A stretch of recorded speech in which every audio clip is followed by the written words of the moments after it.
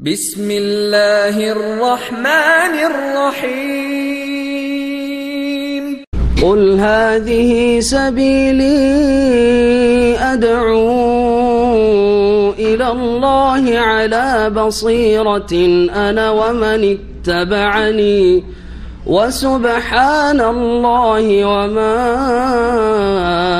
أنا من المشركين. حمدا لسابق فضلك المتوالي يا رب في الأقوال والأعمال. جئنا إلى دنيا الشتات فها هنا صنم يمجد أو ضريح باني. سحب الغواية والصواعق حولها عند السفوح على شفا الأهوال. فهديت للإسلام أمة أحمد ورسمت منهج دربها المتعالي ورسمت منهج دربها المتعالي. السلام عليكم ورحمة الله وبركاته. إن الحمد لله نحمده ونستعينه ونستغفره ونعوذ بالله من شرور أنفسنا ومن سيئات أعمالنا. من يهده الله فلا مضل له ومن يضلل فلا هادي له. وأشهد أن لا إله إلا الله وحده لا شريك له وأشهد أن محمدا عبده ورسوله صلى الله تعالى عليه وعلى آله وصحبه وسلم تسليما كثيرا. يا أيها الذين آمنوا اتقوا الله حق تقاته ولا تموتن إلا وأنتم مسلمون. يا أيها الناس اتقوا ربكم الذي خلقكم من نفس واحدة وخلق منها زوجها وبث منهما رجالا كثيرا ونساء واتقوا الله الذي تساءلون به والأرحام إن الله كان عليكم رقيبا. يا أيها الذين آمنوا اتقوا الله وقولوا قولا سديدا يصلح لكم أعمالكم ويغفر لكم ذنوبكم ومن يطع الله ورسوله فقد فاز فوزا عظيما. أما بعد فإن خير الحديث كتاب الله وخير الهدي هدي محمد صلى الله عليه وسلم وشر الأمور محدثاتها وكل محدثة بدعة وكل بدعة ضلالة وكل ضلالة في النار. أعوذ بالله من الشيطان الرجيم. والذين يمسكون بالكتاب وأقاموا الصلاة إنا لا نضيع أجر المصلحين. শ্রদ্ধেয় উলামায়ে কেরাম, সম্মানিত দ্বীনী উপস্থিতি, মহান আল্লাহ রাব্বুল আলামিনের যাবতীয় প্রশংসা যে আল্লাহ পাক রব্বুল আলামিন আমাদের সকলকে এই মোবারক মসজিদে সুবাই খাল খবরে এশার সালাতের পরে আল্লাহ রাব্বুল আলামিনের কথা এবং তার প্রিয় রাসূল সাল্লাল্লাহু আলাইহি সাল্লামের কথা কিছু শোনার জন্য, কিছু শোনাবার জন্য একত্রিত হওয়ার তৌফিক দান করেছেন। বলেন আলহামদুলিল্লাহ। সেই আল্লাহ রাব্বুল আলামিনের যাবতীয় প্রশংসা যে আল্লাহ রাব্বুল আলামিন আমাদের প্রবাসীদেরকে, আমরা সকলে এখানে প্রবাসী, এমন একটি সুযোগ দান করেছেন, তার বিশেষ নিয়ামত দান করেছেন যেটা যারা দেশে আছে তাদেরকে দান করেন নাই। আর তা হচ্ছে সৌদি আরবে কিছু সময় কাটাবার সুযোগ। অন্য কোনো দেশে নয়। যে দেশগুলিতে মানুষ শুধু পয়সার জন্য যায়, অন্য দেশের প্রবাসীরা প্রবাসে যায় শুধু রুজি রোজগারের জন্য। কেউ হালাল হারাম বাছাই করে, অধিকাংশ লোকই তার পরোয়া করে না। কিন্তু যারা সৌদি আরবে আসে তারা তুলনামূলক অন্যদের সামনে রাখলে তাদেরকে অবশ্যই তাদেরকে ভালো বলতে হবে তুলনা করিয়ে, কারণ তারা আর একটা বড় টানে এসেছে এই দেশে, শুধু পয়সার জন্য আসেনি। সেটা হচ্ছে যে এখানে হারমাইন শরীফাইন রয়েছে, আল্লাহর ঘর কাবা রয়েছে, প্রিয় রাসূল সাল্লাল্লাহু আলাইহি সাল্লামের মসজিদ, মসজিদ নববী রয়েছে, যেসব মসজিদে ইবাদত বন্দেগীর বহুগুণ সওয়াব রয়েছে যা আপনাদের জানা রয়েছে। আর এখানে হজের সুযোগ রয়েছে সহজে।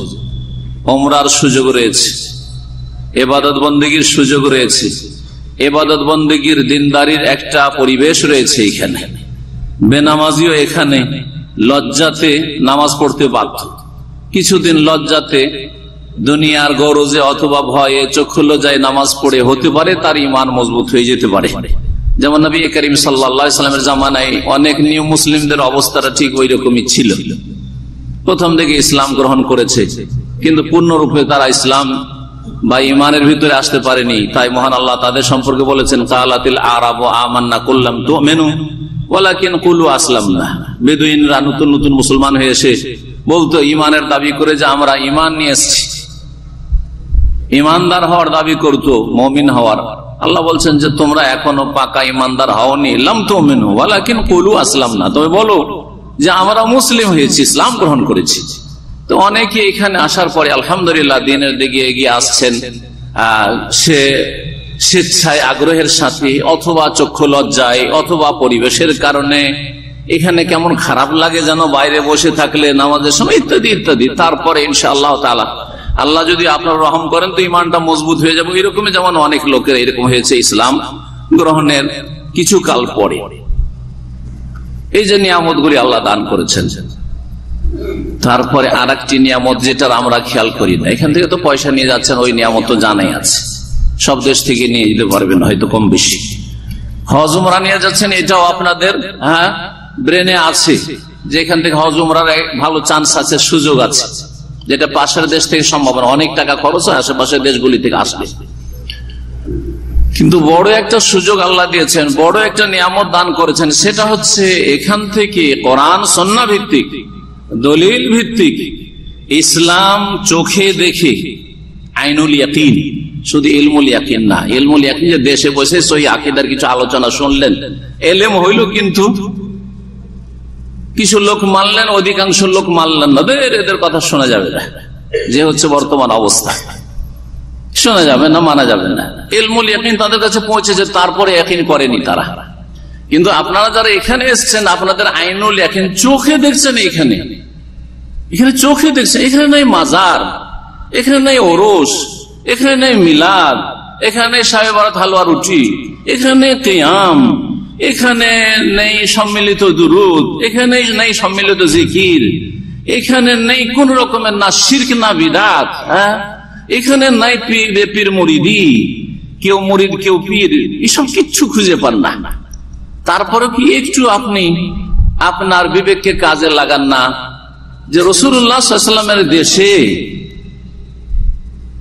সত্য ইসলামটা থাকবে না, আর ভারত বাংলাদেশ পাকিস্তানে সত্য ইসলাম থাকবে, হক্কানিরা থাকবে, আর এখানে হক্কানি খুঁজে পাওয়া যাবে না। আপনার একটু বিবেকে ধরে না যে হক্কানি যদি হয়তো এখানে হক্কানি থাকা করার কথা, কারণ এখান থেকে সারা পৃথিবীতে হকের নূর ছড়িয়েছে।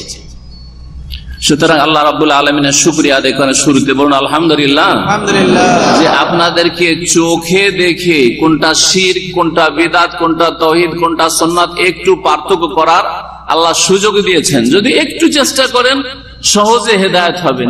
যেইভাবে সহজে আপনারা এখানে সৌদি আরব প্রবাসী হেদায়েত হতে পারবেন, অন্য কোন দেশের লোকেরা পারবে না, কারণ ওখানে বিভিন্ন রকমের প্রাচীর তৈরি করে দেওয়া হয়েছে হক আর বাতিলের মাঝখানে। বাতিল থেকে হকে আসার সামনে এমন পর্দা ফেলে দিয়েছে বা প্রাচীর তৈরি করে দিয়েছে যে প্রাচীর পার করে আপনার জন্য আসাটা অত সহজ নয়। বিদাতি আলোচনার প্রাচীর হইতে পারে, বিভিন্ন রকমের বিভ্রান্তির প্রাচীর হইতে পারে, সব রয়েছে। সালাতে ও সালাম প্রিয় নবী মুহাম্মদ রাসূলুল্লাহ সাল্লাল্লাহু আলাইহি সাল্লামের উপর, যিনি এই দেশে যে দেশে বসে আছেন সেই দেশে তিনি এবং তার সাহাবায়ে কেরামগণ তার সাথে সার্বিক সহযোগিতা করেছেন, জান মাল সবকিছুর কোরবানি করে, আর তারপরে আমাদের জন্য এই দিনটাকে সুন্দরভাবে মানুষের মাঝে সাহাবায়ে কেরামদের মাঝে ছেড়ে গেছেন। তারাক্তুকুম আলাল মাহাজ্জাতিল বায়দা, নবী করিম সাল্লাল্লাহু আলাইহি ওয়াসাল্লাম বলছেন, সুস্পষ্ট রাস্তার উপর রাসূলুল্লাহ সাল্লাল্লাহু আলাইহি ওয়াসাল্লাম ছেড়ে গেছেন। লা ইয়াজিগু আনহা ইল্লা হালিক, সেখান থেকে যদি বাঁকা পথ কেউ অনুসরণ করে, বাঁকা পথে চলে, তো জানতে হবে যে সে হালেক, সে হচ্ছে সর্বনাশ, সে হচ্ছে হতভাগা, তার ভাগ্য খারাপ।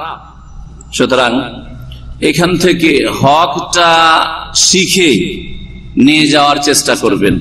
হক কোনটা এটা জানার জন্য যেমন কোরআন সুন্নাহ ভিত্তিক ইলম লাগবে, তেমন আপনার বিবেককে কাজে লাগাইতে হবে।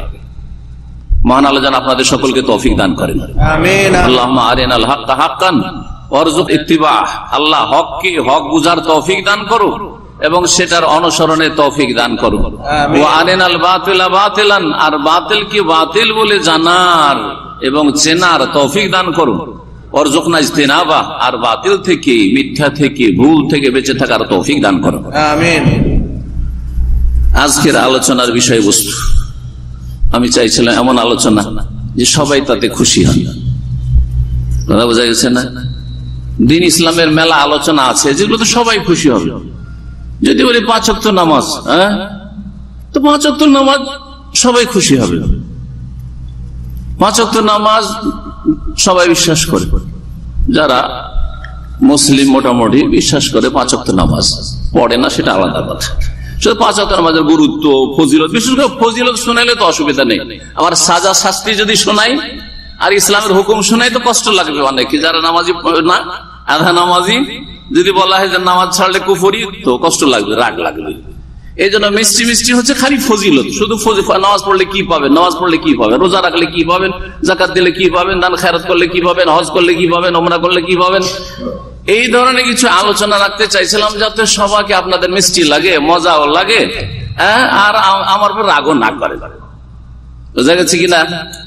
কিন্তু শেখ রবি জাযাহুল্লাহ খায়ের উনি এমন একটা বিষয় আমার উপর চাপিয়ে দিয়েছেন যাতে অনেকে খুশি হবেন আর অনেকে বেজার হবেন।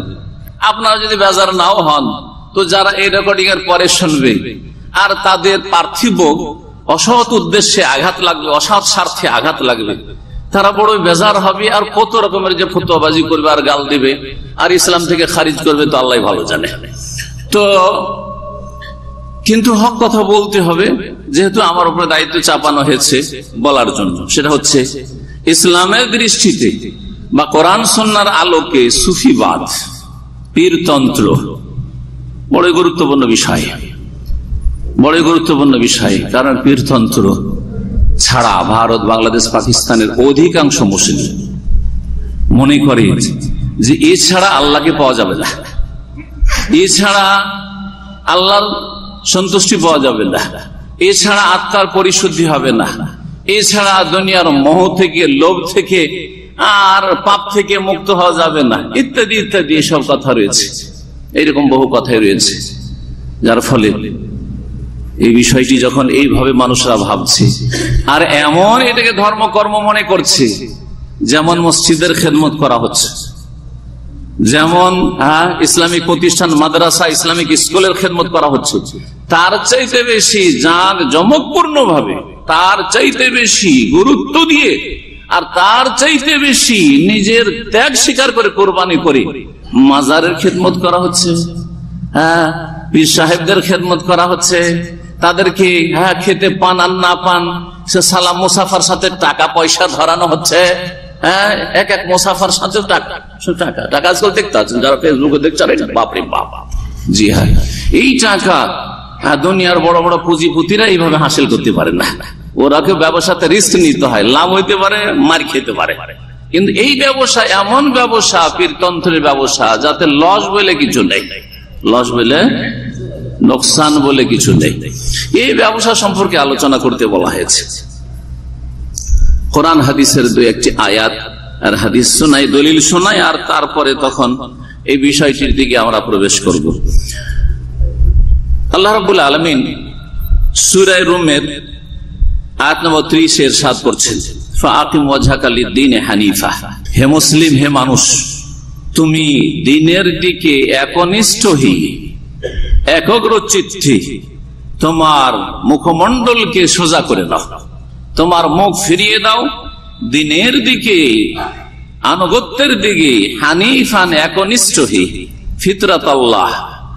এটা হচ্ছে আল্লাহ রাব্বুল আলামিনের প্রকৃতি, আল্লাহ রাব্বুল আলামিনের সৃষ্টি করা মানব জাতির প্রকৃতি। আল্লাহ যে মানব জাতিকে যে প্রকৃতিতে সৃষ্টি করেছেন সেটা হচ্ছে এই প্রকৃতি। দ্বীন ইসলাম হচ্ছে আল্লাহর মনোনীত দিন হচ্ছে ইসলাম, ইন্নাদ-দীনা ইনদাল্লাহিল ইসলাম। আর দিন ইসলাম হচ্ছে দিনুল ফিতরা, প্রাকৃতিক দিন, অর্থাৎ এমন একটা দিন যেটা মানুষের নেচারের সাথে, স্বভাবের সাথে, প্রকৃতির সাথে সামঞ্জস্যশীল। আপনার প্রকৃতিতে আছে আল্লাহ, আল্লাহর সন্ধান, আল্লাহর ভালোবাসা, আল্লাহর মুখাপেক্ষী হওয়া, আল্লাহর দ্বারস্থ হওয়া, আল্লাহর কাছে আশা রাখা, একেবারে নিরুপায় অবস্থায়, অসহায় অবস্থায় একটি মহাশক্তিকে সন্ধান করছেন। তিনি হচ্ছেন আল্লাহ রাব্বুল আলামিন। আম্মা ইউজিবুল মুত্তারা ইযা দাআ ওয়া ইয়াকশিফুস সু। কে আছে যে নিরুপায় অসহায় ব্যক্তির ডাকে সাড়া দিয়ে থাকি, ওয়া ইয়াকশিফুস সু, এবং বিপদ আপদকে দূর করে থাকি, একমাত্র তিনি আল্লাহ রাব্বুল আলামিন। কোন গস, কুতুব, ওলি আর আবদাল এসব নাই। ফিতরাত আল্লাহ আল্লাতী ফাতারান নাস আলাইহা, যার উপর মানব জাতিকে আল্লাহ সৃষ্টি করেছেন, এই ফিতরাতের উপর মানব জাতিকে আল্লাহ সৃষ্টি করেছেন। লা তাবদীলা লিখালকিল্লাহ যালিকা দ্বীনুল কাইয়্যিম।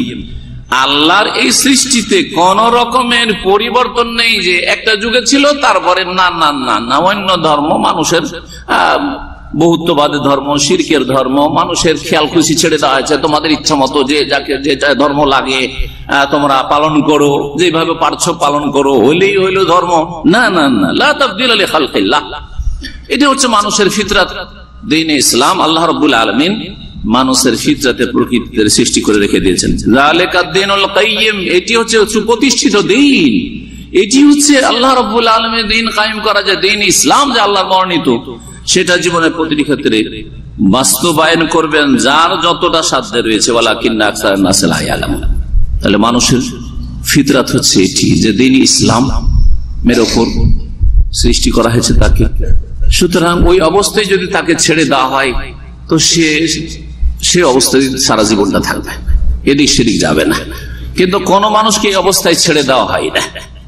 মানুষের পারিপার্শ্বিক অবস্থা, পারিবারিক অবস্থা, সামাজিক অবস্থা, রাষ্ট্রীয় অবস্থা, বিভিন্ন অবস্থাগুলি, অর্থনৈতিক অবস্থা, বিভিন্ন অবস্থা, আশেপাশে দোস্ত বন্ধু, আত্মীয় স্বজন, এরা যেমন তেমন করে ফেলে। এই জন্য নবী মুহাম্মদ রাসূলুল্লাহ সাল্লাল্লাহু আলাইহি ওয়াসাল্লাম সহিহ বুখারী মুসলিমের হাদিস রয়েছে, কুল্লু মাউলুদিন ইউলাদু আলা ফিতরা, প্রত্যেক শিশু জন্মায় ফিতরাতের উপর। যে ফিতরাতের কথা কোরআনে কারীমের আয়াতে সূরা রুমে আল্লাহ বললেন, একাধিক আয়াত রয়েছে মর্মে, এই ফিতরাতের উপর প্রত্যেক শিশু জন্মায়। আর আমরা প্রত্যেকে এক সময় শিশু ছিলাম। আমরা ওই ফিতরাতের উপর, মানে ফিতরাত ইসলাম, ইসলামের নেচারের উপর আমাদের জন্ম হয়েছে। তারপরে বাপ মা যদি ইহুদি হয় তো ইহুদি বানিয়ে দেয়, ইহুদির ছেলেও মুসলিম হয়ে জন্মেছে, কিন্তু বাপ মা ইহুদি বানিয়ে দিয়েছে। বাপ মা খ্রিস্টান, সেই জন্য ছেলেকে খ্রিস্টান বানিয়ে ফেলেছে। অথবা বাপ মা মজুস, অগ্নি পূজক, সেই জন্য মজুসি বানিয়ে ফেলেছে, অগ্নি পূজক বানিয়ে ফেলেছে। বাপ মা হিন্দু, সেই জন্য হিন্দু বানিয়ে ফেলেছে। বাপ মা মাজারপন্থী, সেই জন্য মাজারপন্থী বানিয়ে ফেলেছে। বাপ মা অন্ধ, সেই জন্য ছেলেকে অন্ধ বানিয়ে ফেলেছে। দলিল বুঝে না, অন্ধ অনুসরণ করে, অন্ধ ভক্তি করে। পরিবেশের কারণে, সমাজের কারণে, পরিবারের কারণে, আবহাওয়ার কারণে মানুষের রং বদলে যায়, আখলাক চরিত্র বদলে যায়, ঈমান বদলে যায়, আকীদা বদলে যায়, ধর্মকর্ম বদলে যায়। না হলে প্রত্যেক মানুষ আল্লাহ রাব্বুল আলামিন দ্বীন ইসলামের উপর সৃষ্টি করেছে। সহিহ মুসলিমে আরেকটা হাদিস রয়েছে, আরো স্পষ্ট করে এই বিষয়টি। লম্বা হাদিসের একটি অংশ, হাদিসে কুদসি, মহান আল্লাহ ইরশাদ করছেন, ইয়াকুলুল্লাহু তাআলা, ইন্নী খালাকতু ইবাদি হুনাফা, আমি আমার বান্দাদেরকে একনিষ্ঠ করে সৃষ্টি করেছি। আমার বান্দাদেরকে হানিফ, যেমন ইব্রাহিম আলাইহিস সালাম হানিফ ছিলেন, ওই রকম একনিষ্ঠ করে, আল্লাহ ছাড়া কিছু বুঝেন, আল্লাহর ইবাদত ছাড়া কিছু বুঝেন, আল্লাহর মহব্বত ছাড়া কিছু বুঝেন। আল্লাহর মহব্বতের ভিত্তিতে অন্য কারোর সাথে মহব্বত, আল্লাহর মহব্বত যার অন্তরে, তার সাথে আমার কোনো মহব্বত নাই। জি, এটা হচ্ছে দ্বীন ইসলাম। আল্লাহর সাথে যার যত মহব্বত, তার সাথে আমার আপনার তত মহব্বত, এটা হচ্ছে দ্বীন ইসলাম। জি, একটা পরমাণু যার সাথে রক্তের কোন সম্পর্ক নেই, আল্লাহর সাথে তার মহব্বত, সুতরাং আপনার আমার একজন মুসলিমের তার সাথে সবচেয়ে বেশি মহব্বত। কিন্তু একেবারে আপন, বাবা মা ছেলে মেয়ে আল্লাহর দুশমন, সেজন্য আমার আপনার দুশমন। নূহ আলাইহিস সালামের ছেলে সম্পর্কে আল্লাহ জন্য বললেন ইন্নাহু লাইসা মিন আহলিক, এ তোমার পরিবারে না, তোমার ছেলে, অবাধ্য ছেলে। বাপের ক্ষেত্রে ইব্রাহিম আলাইহিস সালাম যা দরখাস্ত করলেন যে আল্লাহ আমার বাপের ক্ষেত্রে তুমি লাঞ্ছিত করবে, আল্লাহ বলছেন যে দেখো হচ্ছে জালেম, সুতরাং জালেমদের ক্ষেত্রে কোনো কথা চলবে না।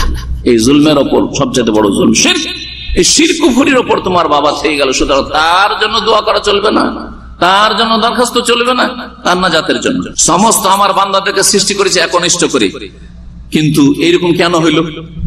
এত ধর্মকর্ম, এত মতবাদ, এত তন্ত্র মন্ত্র আসলো কোত্থেকে? এইসব তন্ত্র মন্ত্র তো ছিল না। আল্লাহ সৃষ্টি করেছেন ইসলামের উপর, অর্থাৎ আনুগত্যের উপর। কার আনুগত্য? কার সামনে সারেন্ডার করা। ইসলাম মানে ইসলাম সারেন্ডার করা, আল্লাহর সামনে আত্মসমর্পণ করা, আল্লাহর আদেশ নিষেধের সামনে আত্মসমর্পণ করা। আর আল্লাহর আদেশ নিষেধ মানতে হলে রাসূলুল্লাহ সাল্লাল্লাহু আলাইহি ওয়াসাল্লাম আনুগত্য করতে হবে। আর বড়দের যতটা আনুগত্য করতে বলা হয়েছে বৈধ ক্ষেত্রে ততটা আনুগত্য করতে হবে, ব্যাস। কিন্তু আল্লাহ রাব্বুল আলামিনকে ঠিক রেখে, আল্লাহ রাব্বুল আলামিনকে ঠিক রেখে ফাজতালাতুহুমুশ শায়াতিন, শয়তান তাদেরকে নিয়ে টানা হাজরা শুরু করল। সবগুলিকে আল্লাহ হনাফা তৈরি করলেন, সৃষ্টি করলেন। আর শয়তান ইবলিস আর ওর চেলা রাজা জিন শয়তান, মানুষ শয়তান রয়েছে, এরা টানা হাজরা শুরু করলো। সুতরাং ফাআহলু লাহুম মা হারামতু আলাইহিম, আল্লাহ যা হারাম করেছেন তা তাদের জন্য হালাল করে ফেললো বা ধর্মকর্ম বানিয়ে দিল। খাদ্যের ক্ষেত্রে, পানীয়ের ক্ষেত্রে, ব্যবহারের বিষয়বস্তুর ক্ষেত্রে আল্লাহ যা হারাম করেছেন মানুষ সেগুলো খেয়ে থাকে, ব্যবহার করে থাকে। এইরকমই ধর্মকর্মের ক্ষেত্রে সবচেয়ে বড় হারাম হচ্ছে, সবচেয়ে বড় হারাম কি এটাই জানেন না নাকি? শিরক। সবচেয়ে বড় হারাম হচ্ছে শিরক। এর চেয়ে বড় কোন হারাম আছে? খুন করা হারাম, জিনা করা হারাম, মদ খাওয়া হারাম, কিন্তু এই সমস্ত গুনার চাইতে বড় গুনাহ কি? শিরক। শিরক। ইন্নাশ শিরকা লাযুলমুন আযীম, সবচেয়ে বড় জুলম, সবচেয়ে বড় অন্যায়, অপরাধ। সুতরাং যা আমি হারাম করেছি তা হালাল করে দিল। শিরকে শুধু হালাল করেছে না, শিরকি হচ্ছে ধর্ম। মাজারে সিজদা করে ধর্ম, পীরকে সিজদা করেই ধর্ম, পীরের অন্ধ ভক্তি হচ্ছে ধর্ম। কারণ পীরেরা এমন মারফিতুন নজরে দেখে যে মারফিতুন নজর আপনি এটা দিয়ে বুঝবেন না, এমনকি শরীয়তের এলেম দিয়ে আলেম ওলামাও বুঝবে না। আমাদের সম্পর্কে তারা বলে যে এরা কি করে বুঝবে, আমাদের বিরুদ্ধে কেন বলবে না? কারণ এরা শরিয়ার আলেম, এরা তো মারিফতের কোনো জ্ঞান রাখে না, এরা তো হকিকত জানে না, এরা তরিকত জানে না। কথা বোঝা গেছে? তো দ্বীন ইসলাম কোরআন হাদিস দিয়ে কমপ্লিট করা হয়েছে না আর কিছু দিয়ে?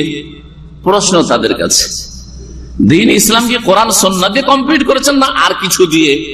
যদি বলেন কোরআন সুন্নাহ দিয়ে, তো কোরআন সুন্নাহ দিয়ে তাহলে তরিকত, মারিফত আর হকিকত থাকতে হবে। তো কোরআন সুন্নাহ থাকলে তো কোরআন সুন্নাহ আমাদের সামনে আছে। এসব আছে কোথায় তাহলে? যেসব আপনাদের ধর্মকর্ম এই তন্ত্রের নামে বলছেন ওয়াহারামাত আলাইহিম মা উহাল্লিলহু লাহুম, আমি যা হালাল করেছি তা হারাম করে দিয়েছে। অনেক হালাল জিনিস আল্লাহ হালাল করেছেন, আর মানুষরা ধর্মকর্ম মনে করে সেগুলিকে হারাম মনে করে নিয়েছে। যেমন হিন্দুরা দেব দেবীর নামে যখন ষাঁড় ছাড়ে, ওর গোশত খাওয়া যাবে না, আর ওই ষাঁড়কে জমি থেকে তাড়ানো যাবে না, কিছু যেখানে ইচ্ছা চড়বে, তাই না? এইরকমই মক্কার মুশরিকেরা ওই যুগে ওই রকম ছাড়তো, ভিন্ন উটকে ছেড়ে দিতে, এই উটের গোশত খাওয়া যাবে না, জবাই করাও যাবে না, এর পিঠে চড়াও যাবে না। এইরকমই মাজারের নামে যেসব খাসি মুরগি উৎসর্গ করা হয়, ওইটা মাজারে নিয়ে যে ওই বাবার সন্তুষ্টির জন্য জবাই। ও আমারাতুম আইয়ুশরিকু বি, আর শয়তান না প্ররোচিত করলো, জিন শয়তান করলো, ওয়াসওয়াসা দিল যে আমার সাথে যাতে করে এরা শিরক করে, মানব জাতি শিরক করে। না হলে সকল মানুষকে আল্লাহ সৃষ্টি করেছিলেন হনাফা করে, একনিষ্ঠ আল্লাহর বান্দা করে। এই ছিল দুটি হাদিস এবং একটি আয়াত। আর একটি আয়াত শোনাই, কোরআনে কারীমের সূরা আরাফের আয়াত নম্বর 170 আল্লাহ রাব্বুল আলামিন ইরশাদ করেছেন, ওয়াল্লাযীনা ইউমাসসিকুনা বিল কিতাব ওয়া আকামুস সালাতা ইন্না লা নুদিয়ু আজরাল মুসলিহিন, যারা আল কিতাবকে শক্ত করে ধরবে। আল কিতাবের পাশে যদি হিকমা থাকে কোরআনে কারীমে, তাহলে আল কিতাব মানে কোরআনে কারীম, আর হিকমা মানে হচ্ছে হাদিস রাসূলুল্লাহ সাল্লাল্লাহু আলাইহি ওয়াসাল্লামের সুন্নাহ। এটা হচ্ছে যারা বড় বড় মুফাসসিরিন কোরআন সুন্নাহ আলোকে তাফসীর করেছেন, তাদের তাফসীর যা আপনাদের সামনে নকল করলাম। আর যখন শুধু আল কিতাব বলা হবে তখন ওর অর্থ হবে দুটোই, মানে আল্লাহর বিধান। আল্লাহর বিধান কোরআনে কারিমেও আছে, আর আল্লাহর বিধান রাসূলুল্লাহ সাল্লাল্লাহু আলাইহি ওয়াসাল্লামের হাদিসে আছে। আর এর সমর্থনে অনেক হাদিস রয়েছে। কোন সাহাবী এসে বিচার চাইছে রাসূলুল্লাহ সাল্লাল্লাহু আলাইহি ওয়াসাল্লাম, ইয়া রাসূলুল্লাহ, আমাদের এরকম একটা সমস্যা হয়েছে, জেনার ঘটনা হয়েছে, তো বিচার করেন। ইকযি বাইনানা বিকিতাবিল্লাহ, আল্লাহর কিতাব দিয়ে ফয়সালা করেন। ছিল বিবাহিত বা বিবাহিতা, তখন রাসূলুল্লাহ সাল্লাল্লাহু আলাইহি ওয়াসাল্লাম বললেন যে ওর জন্য রজম আছে। তো রজম যে সংসার করে মারা, ওইটা কোন কোরআনের আয়াত আছে কি হাদিসে আছে? অথচ বিচার চেয়েছিলেন ওই লোক কিতাবুল্লাহ দিয়ে। তো কিতাবুল্লাহ মানে আল্লাহর বিধান, কিতাবুল্লাহ মানে আল্লাহর বিধান। এটা হচ্ছে ব্যাপক অর্থ। যখন শুধু আল কিতাব বলা হবে, কিতাবুল্লাহ বলা হবে, আল্লাহর বিধান, আল্লাহর পক্ষ থেকে যা লিখনি বা লিখিত, যা আল্লাহ রাব্বুল আলামিন বিধি বিধান লিখিয়ে দিয়েছেন কোরআন এবং সুন্নাহ। এই জন্য হাদিসটা হচ্ছে ওহী রাসূলুল্লাহ সাল্লাল্লাহু আলাইহি ওয়াসাল্লাম বলছিলেন যে, আল্লাহ বলছেন যে যারা আল কিতাবকে মানে কোরআন সুন্নাহকে আঁকড়ে ধরবে, তাহলে একটি এখানে দিক নির্দেশনা নেন যে কোরআন সুন্নাহকে কি করতে হবে? শক্ত করে ধরতে হবে। দলিল ধরতে শিখেন, ব্যক্তি ধরিয়েন না, আমাকেও ধরিয়েন না আপনি অন্ধভাবে। আর আমার মতো আমার চাইতে বড় যাদেরকে লাগছে তাদেরকেও ধরিয়েন না, ছোটকেও ধরিয়েন না, অন্ধভাবে কাউকে ধরিয়েন না। নিষেধ করছি, কঠোরভাবে নিষেধ। আর আমি শুধু নিষেধ করেছেন ইমাম আবু হানিফা রাহিমাহুল্লাহ, শাফি, মালিক, আহমদ, চার ইমাম, আর তাদের ছাত্র ইমাম আবু ইউসুফ, মুহাম্মদ, জোফার রাহিমাহুল্লাহ সকলেই শক্তভাবে সতর্ক করেছেন যে আমাদের অন্ধ অনুসরণ করিও না। কারো জন্য হালাল নয় যে বিনা দলিলে আমাদের কথাগুলিকে মানবে। দলিল পেলে আমাদের কথা মানবেন শ্রদ্ধার সাথে, দলিল না পেলে ছেড়ে দেবেন, ছেড়ে দেবেন আমাদের কথা, ছুঁড়ে ফেলে দেবেন আমাদের কথা, কোনো পরোয়া করবেন না। এটা হচ্ছে দ্বীন ইসলাম। সুতরাং আপনাকে আমাকে দলিলের সাথে চলতে হবে। একটা কথা বললাম যে কোরআন সুন্নাহকে শক্ত করে ধরতে হবে। আপনার আকীদা, ইবাদত, আখলাক, জীবনের প্রতিটি ক্ষেত্রে, দ্বীন ইসলাম পালন করার ক্ষেত্রে আপনি যে কোরআন সুন্নাহকে মজবুত করে ধরে আছেন, এর বাস্তব রূপ আরেকটা বলছেন। দ্বীনের অনেক বিধিবিধান আছে, সবগুলি বলা সম্ভব নয়। একটি আয়াতে দুটো কথা। একটা হচ্ছে আপনার রাস্তা, পথ, যে কোরআন সুন্নাহকে শক্ত করে ধরবেন, দলিল সহ জীবন যাপন করবে, বিনা দলিলে আমি মানতে রাজি না। দুই নম্বর হচ্ছে ওয়া আকামুস সালাহ, আমি যে মুসলিম, যে আমি আল্লাহর আদেশ নিষেধ মানি, এর বাস্তব প্রমাণ কি? 5 বার আল্লাহর সামনে হাজিরা দেওয়া, তা হচ্ছে 5 ওয়াক্ত নামাজ। ওয়া আকামুস সালাত, আর তারা নামাজ কায়েম করবে, সালাত প্রতিষ্ঠা করবে। এই দুটো কাজ বলে আল্লাহ বলে দিলেন যে কোরআন সুন্নাহ আঁকড়ে ধরা হচ্ছে আপনার আকীদা, দ্বীনি বিশ্বাস ঠিক করা। আর দ্বীনি বিশ্বাস ঠিক হওয়ার সাথে, সহি আকীদার সাথে সাথে আপনার সত্যিকার অর্থে মুসলিম হওয়া হচ্ছে নামাজের হেফাজত করা, 5 ওয়াক্ত 17 রাকাত ফজর সহ।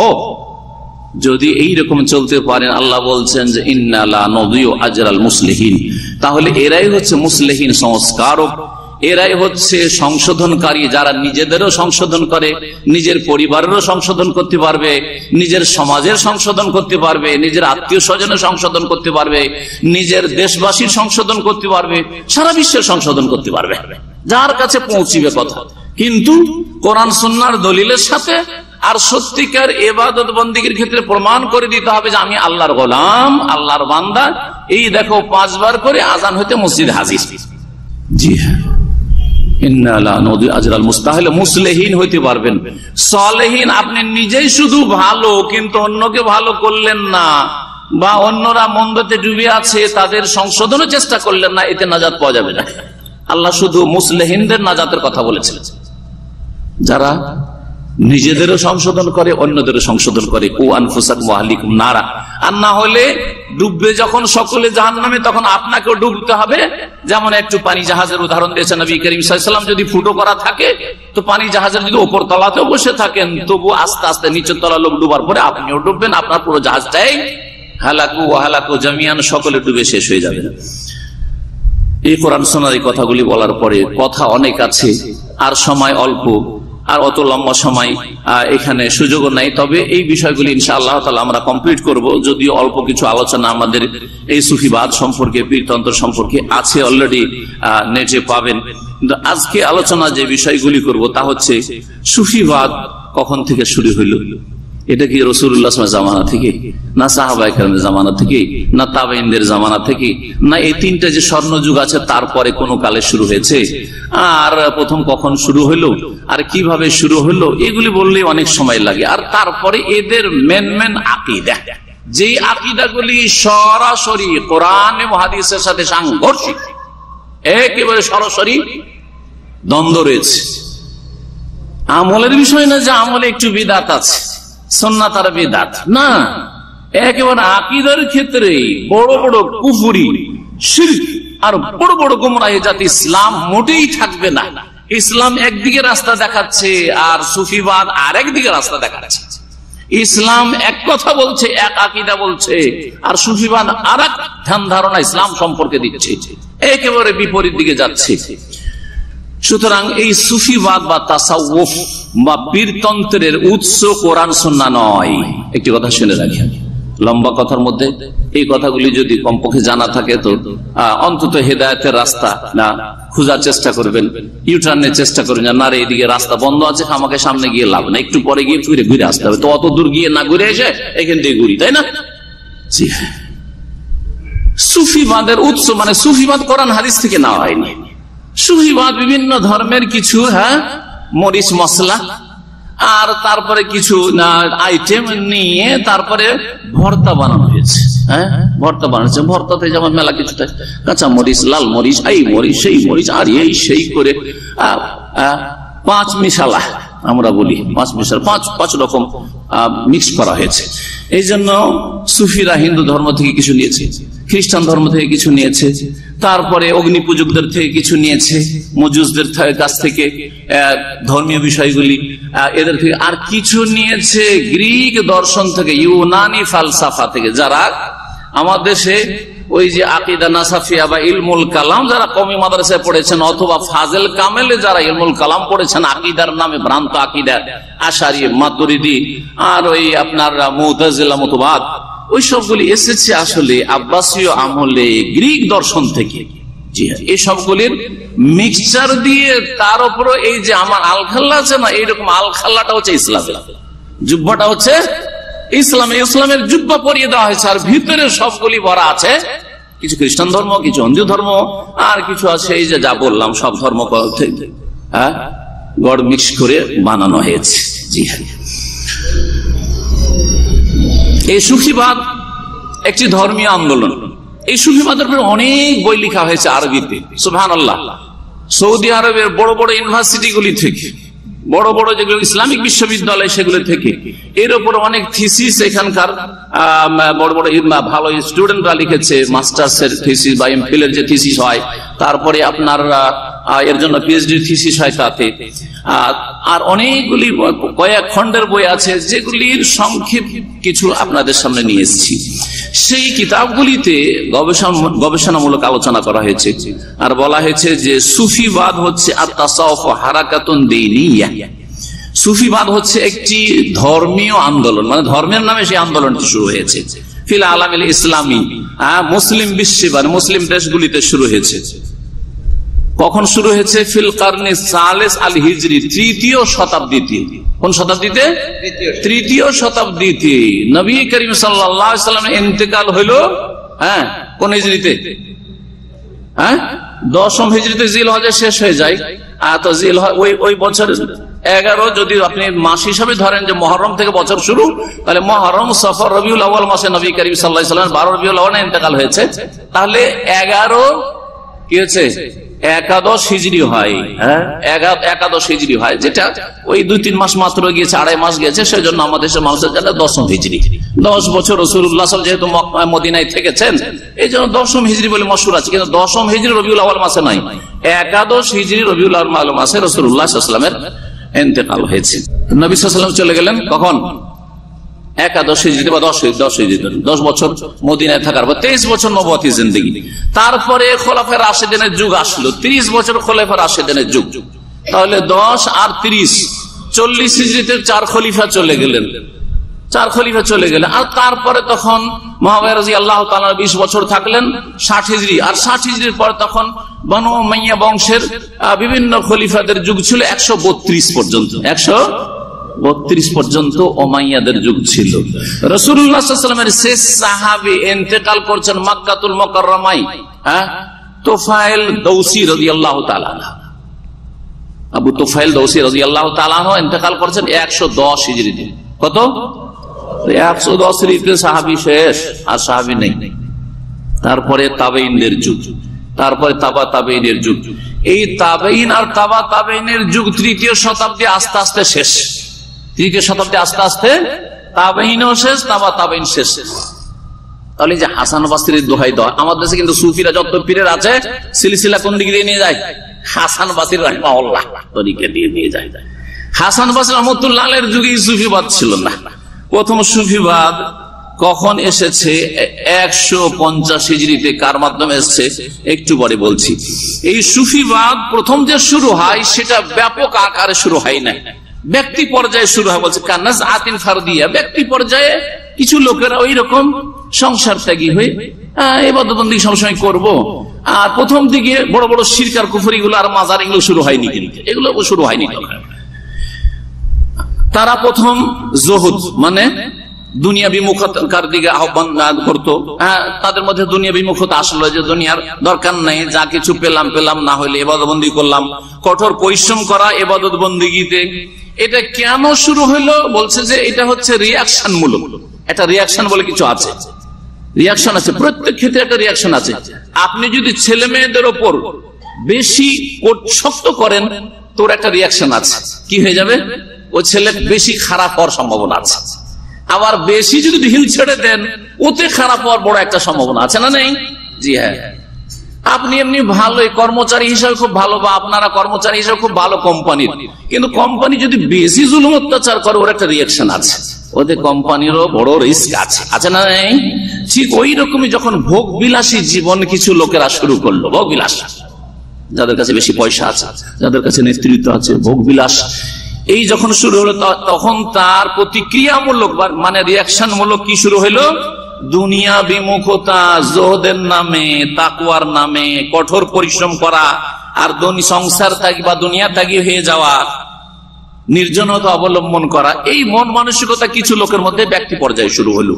আর তারপরে এটা ধীরে ধীরে ধীরে বাড়তে বাড়তে বিভিন্ন তরিকার রূপ নিল। কিসের রূপ নিল? বিভিন্ন তরিকার। তখন নাম হয়ে গেল, অনেক তরিকা আছে আমাদের দেশের। এক হক্কানির কিতাবে, ওদের কাছে হক্কানি, ইসলামের নজরে বলছে না, ওদের কাছে হক্কানিদের তরিকা 126 তরিকা আছে, না নাই? ইসলাম হচ্ছে একটা তরিকা, কিন্তু ইসলাম বাদ দিয়ে 126 তরিকা ওদের কাছে আছে। তার মধ্যে সবচেয়ে শর্টকাট তরিকা ওদের চিশতিয়া সাবেরিয়া তরিকা, ওই কিতাবে আছে, ভূমিকাতে আছে। ভেদে মারিফাত ইয়াদে খোদা যদি পড়েন, তাহলে পড়তে হবে না, ওসব কিতাব পড়িয়েন না, না হলে গুমরাহি হয়। কিন্তু একটু বলে দিলাম যাতে কথা না ভাবেন যে এগুলো কথা হয়তো কাল্পনিক কথা, বা বলছেন বাড়াবাড়ি করে বলছেন। 126 তরিকা চলে আসলো। শুরু হলো ব্যক্তি পর্যায়ে কিছু দুনিয়া বিমুখতা, আর শেষে অনেক তরিকাতে পরিণত হইল।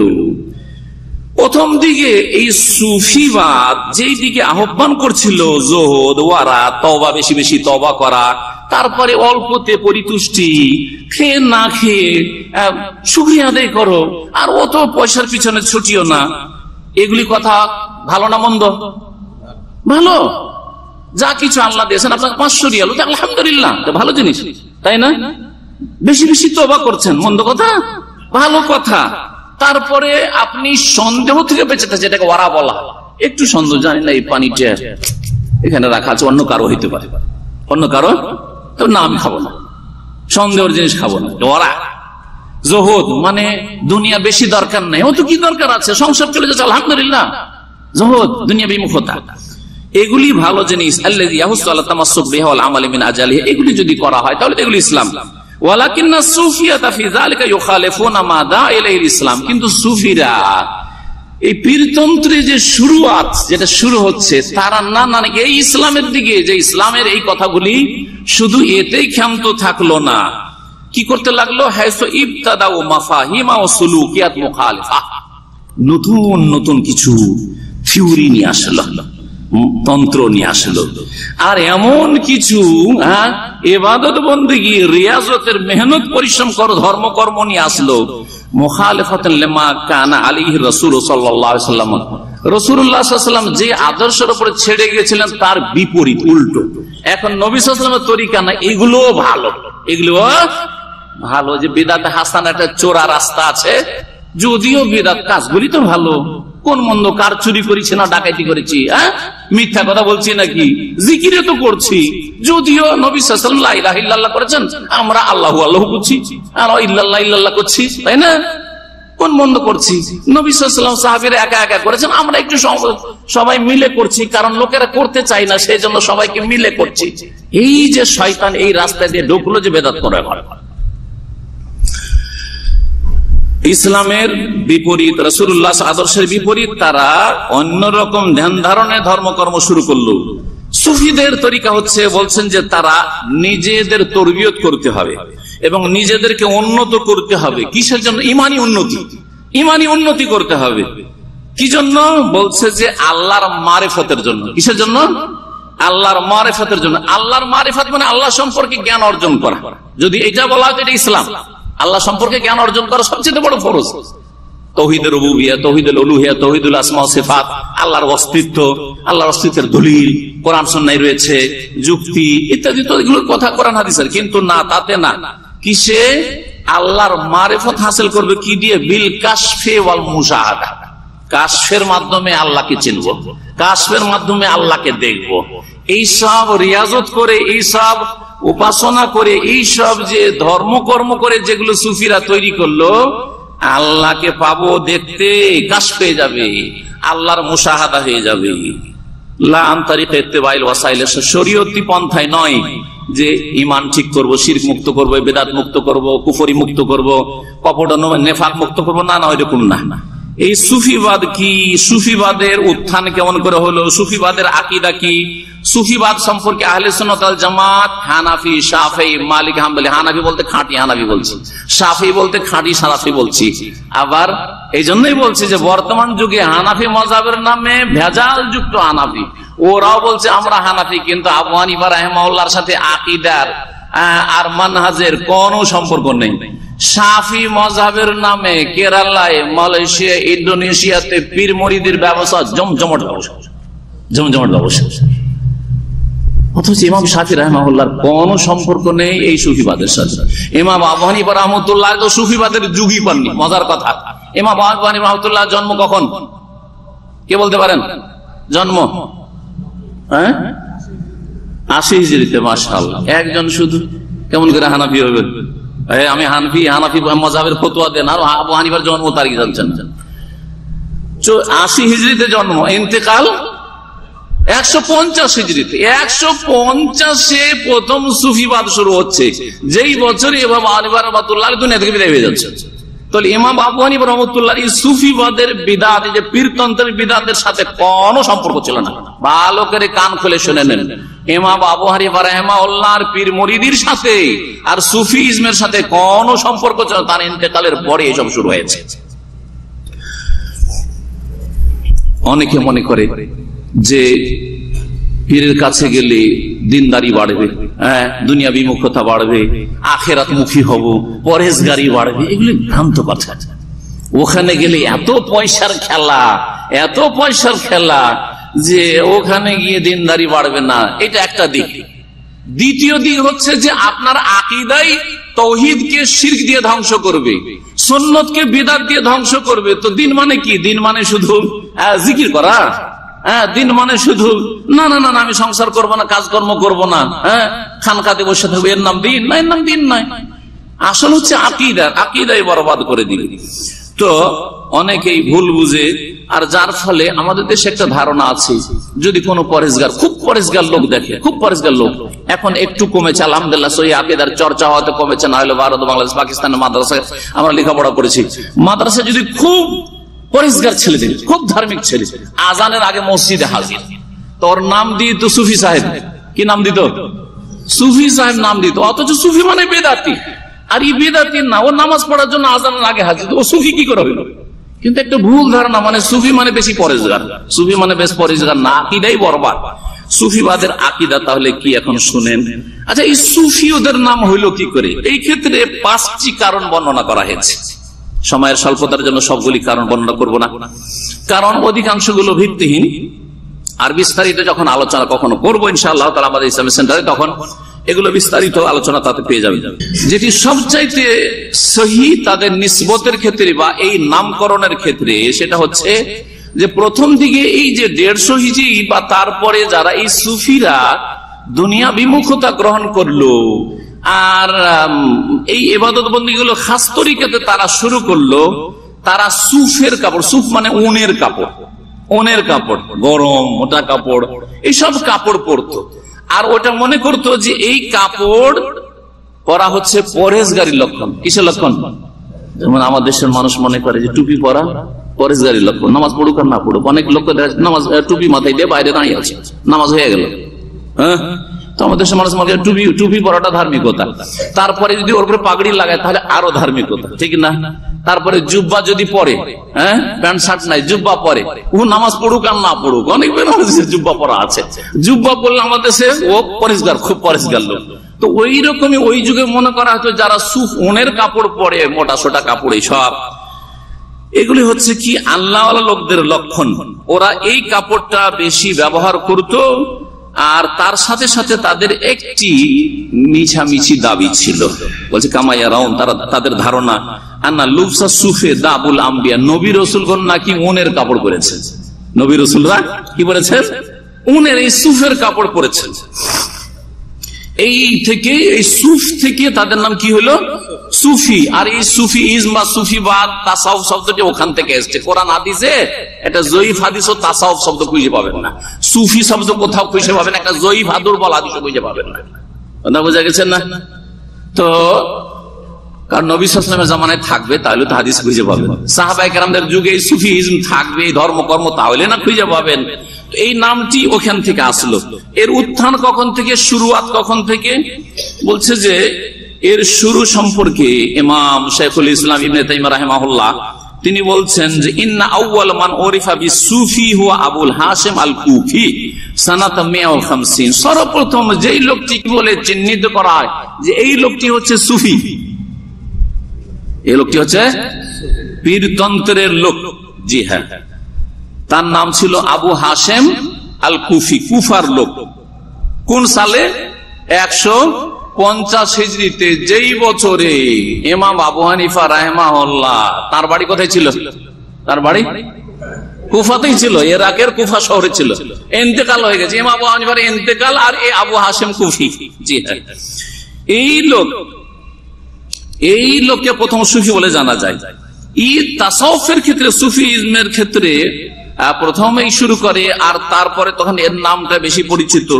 3য় শতাব্দীতে, এটা এই 150 হিজরি থেকে শুরু করে 200 বছর পার হইলে তখন 3য় শতাব্দী, 200 থেকে 300 হিজরির মধ্যে সুফি ইজম, এই সুফিবাদ অনেক এগিয়ে চলে যায়। আর তারপরে এর প্রচার প্রসার হয় পারস্য দেশে, ইরাকে, মিশরে, মরক্কে, আর তারপরে ধীরে ধীরে ভারতে পৌঁছে এই পারস্য দেশ থেকে, পারস্য দেশ হয়ে এই কুফা থেকে এই সুফিজম ভারতে পৌঁছে। আর তারপরে যে মুসলিম শাসন আমল, মোগল আমল, আর তারপরে যেসব মুসলিম আমল রয়েছে সেই যুগে সুফিবাদকে খুব সুবিধা মিলল, ফ্যাসিলিটি মিলল উন্নতি করার জন্য।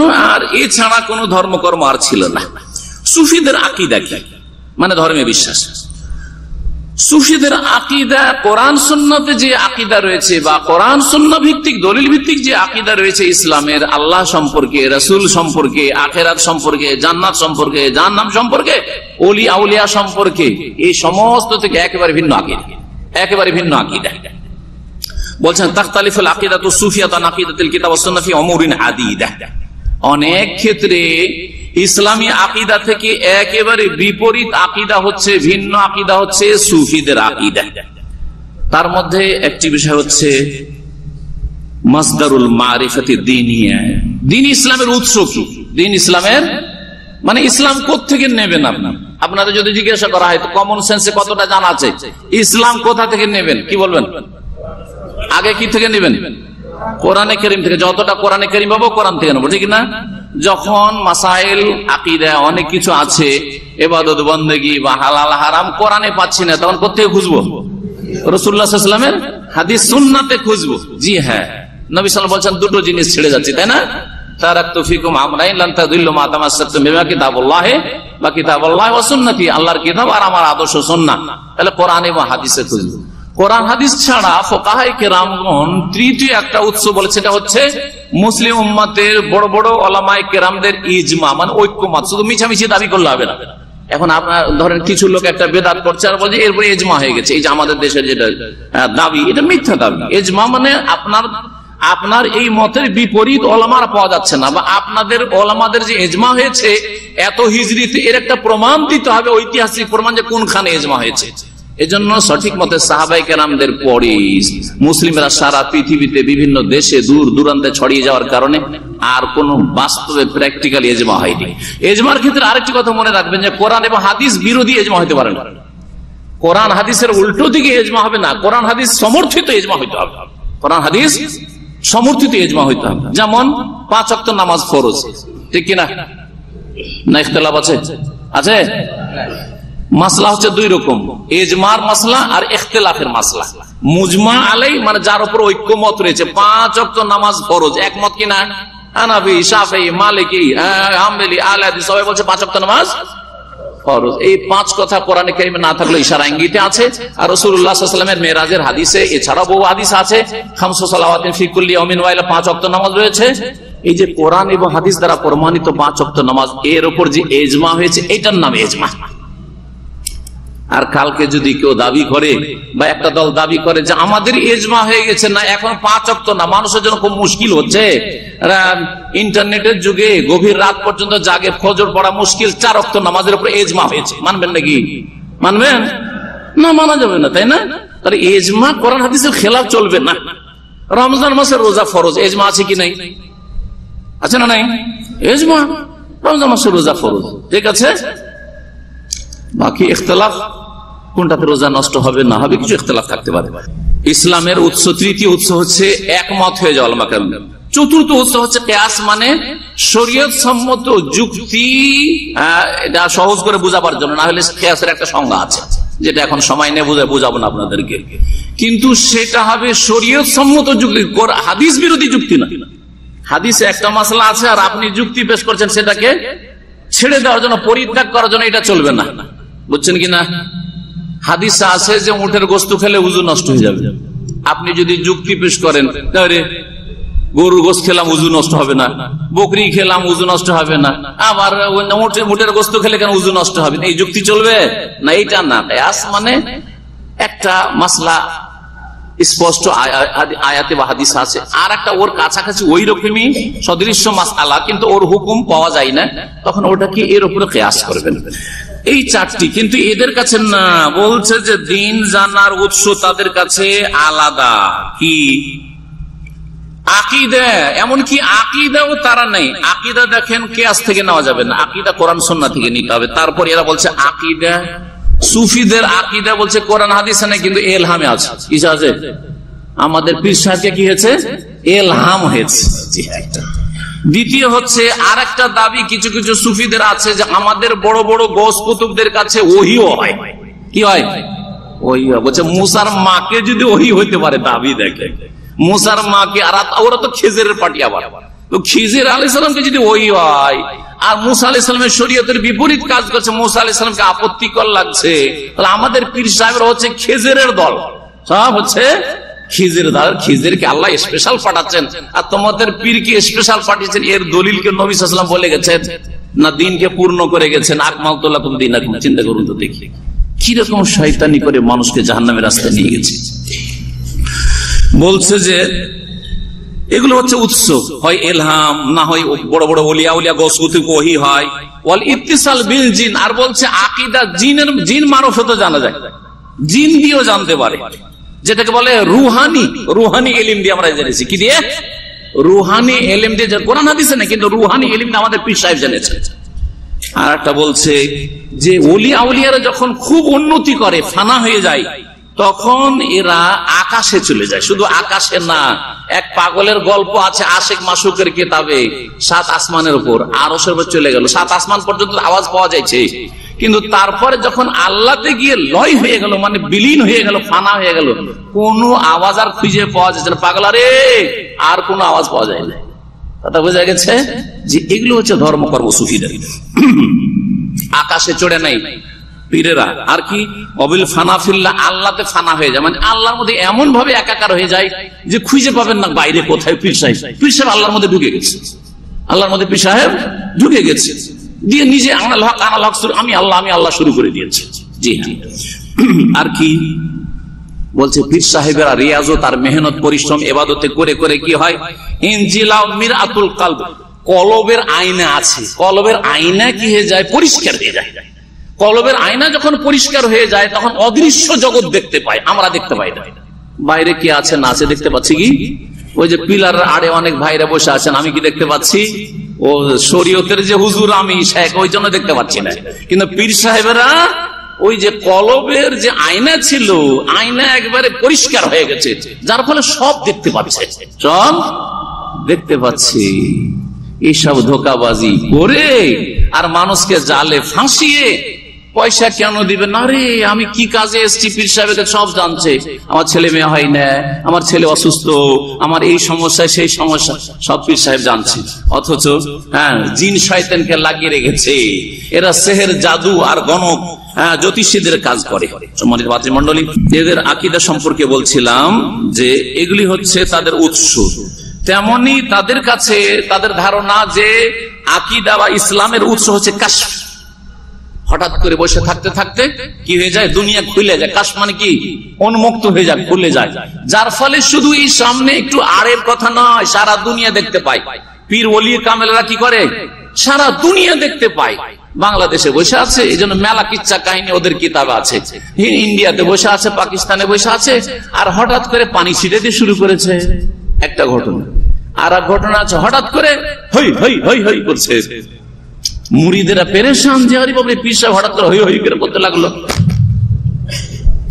বাবা হ্যাঁ হুজুরে কিবলা, আপনি হঠাৎ করে হই হই কেন করতে লাগলেন?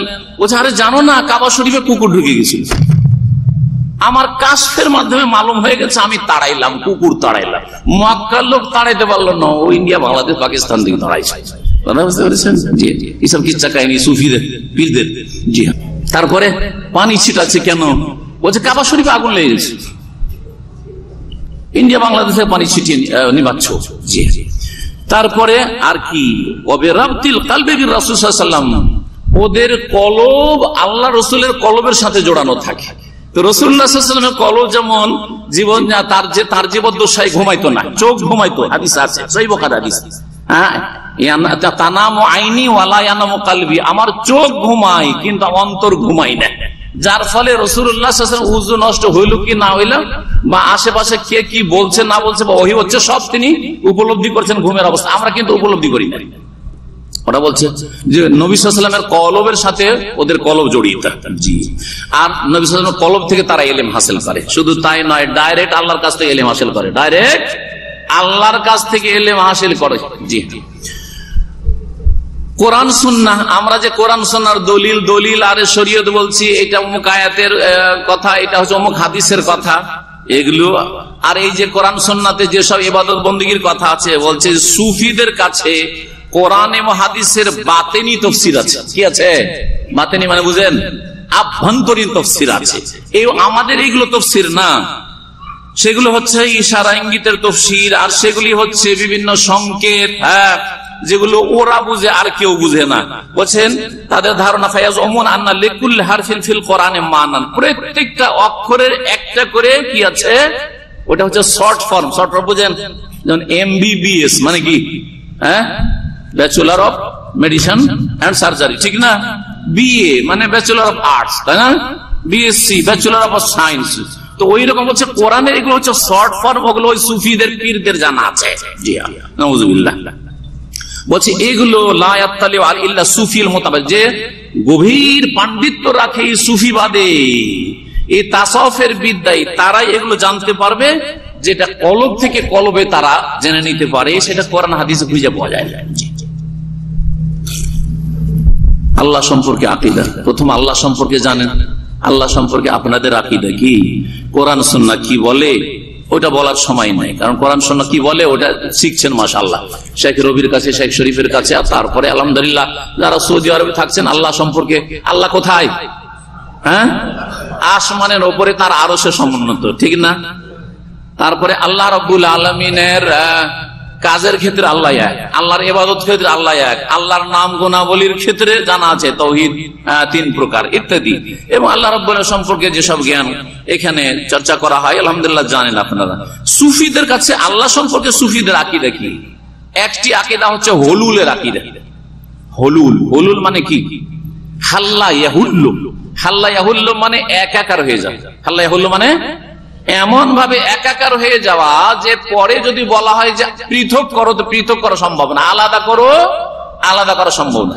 যেমন এই পানি আছে না নেই, একটু চিনি নিয়ে আসলেন, ধরেন চিনি নিয়ে আসার পরে এই পানিতে যদি দিয়ে দেন তো 1-2 মিনিট পরে চিনি আর আলাদা থাকবে?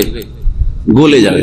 চিনিটা যখন গলে যাবে তারপরে যদি বলা হয় আপনাকে এখন আপনি চিনিটাকে আলাদা করে দেন, আপনাকে এইখানে বসে করে দিতে হবে। হতে পারে সায়েন্সের যুগে আপনি কোন রকম উদ্বুদ্ধি করবেন, সেই জন্য কোন যন্ত্রপাতি দিয়ে না, এইখানে বসে যদি আপনি চিনিকে আলাদা করে দেন, পানিকে আলাদা করে দেন, চিনিটা গলে যাওয়ার পরে নাম কি হয়েছে? পানিটা নাম শরবত হয়ে গেছে, তাই না? পানিটার নাম শরবত হয়ে গেছে। এখন আপনাকে বলা হচ্ছে চিনি আলাদা করে দেন, পানি আলাদা করে দেন, 1 লক্ষ রিয়াল দিয়ে আরামসে বাড়ি চলে যায় 1 লাখ টাকা নিয়ে। এত খাটাখাটি দরকার পারবেন?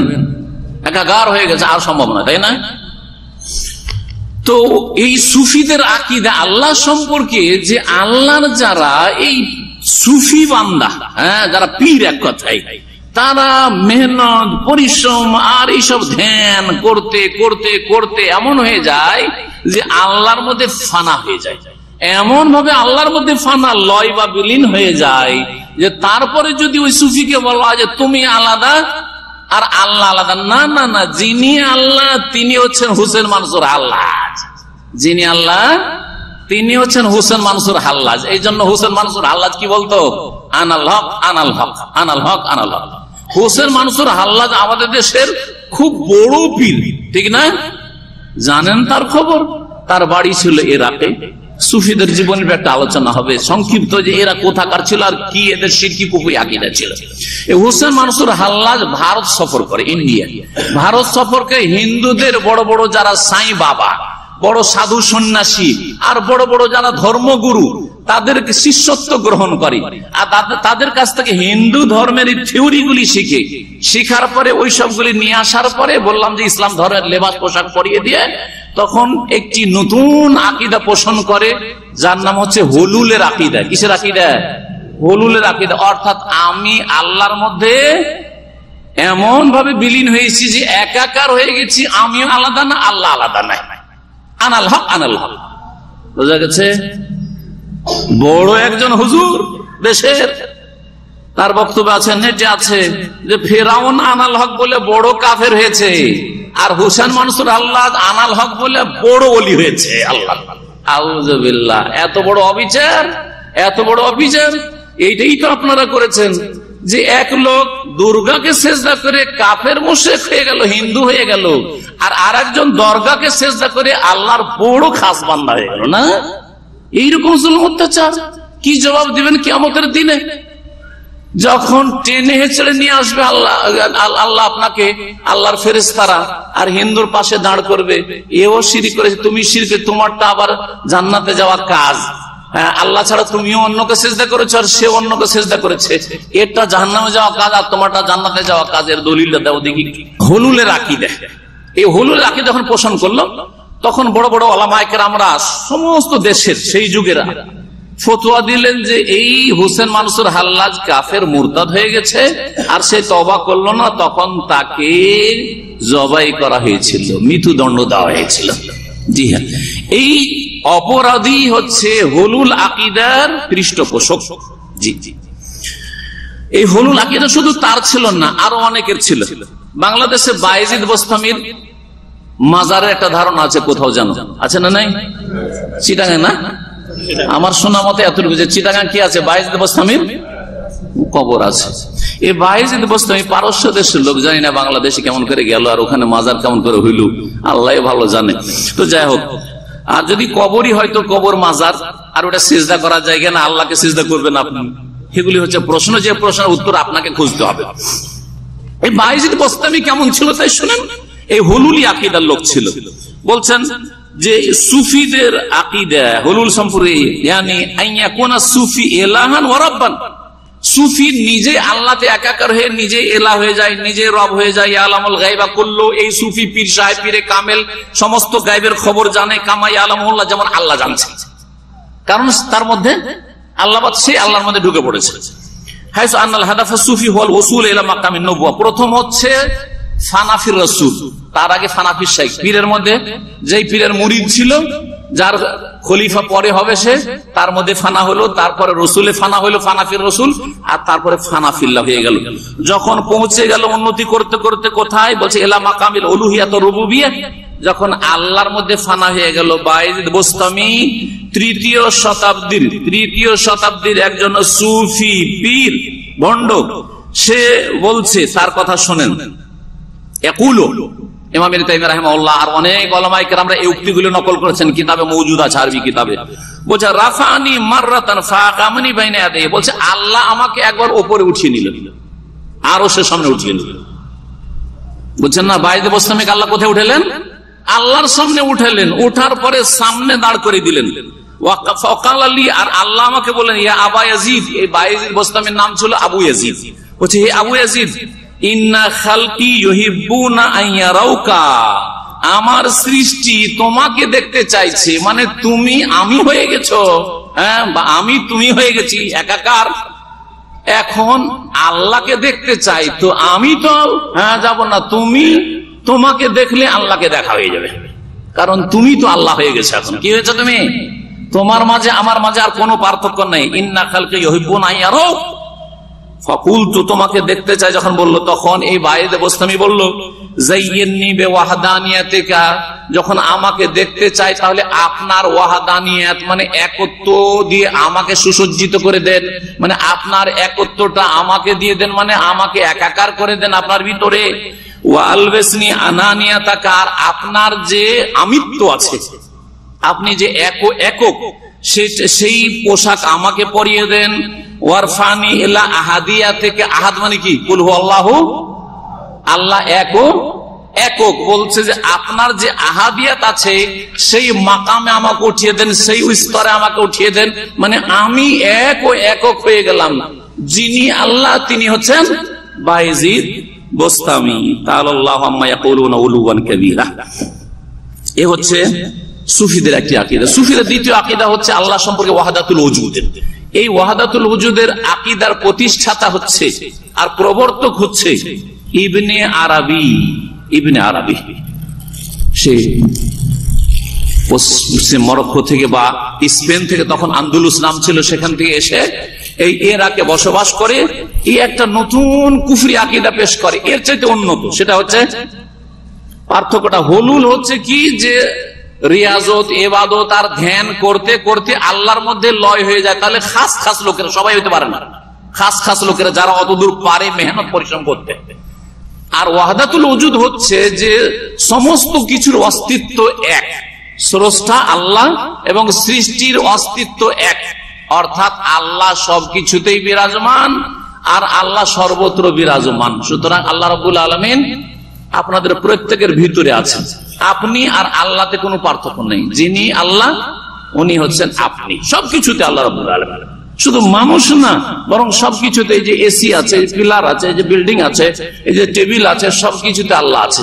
এমনকি একটা মূর্তি হিন্দুদের দাঁড় করা আছে, তাতেও কি আছে, আল্লাহ আছে। একটা কুকুর আছে, তাতেও আল্লাহ আছে। শুকুর আছে, তাতেও আল্লাহ আছে। বকরি ছাগল আছে, তাতেও আল্লাহ আছে। অনেক উক্তি এরকম আছে।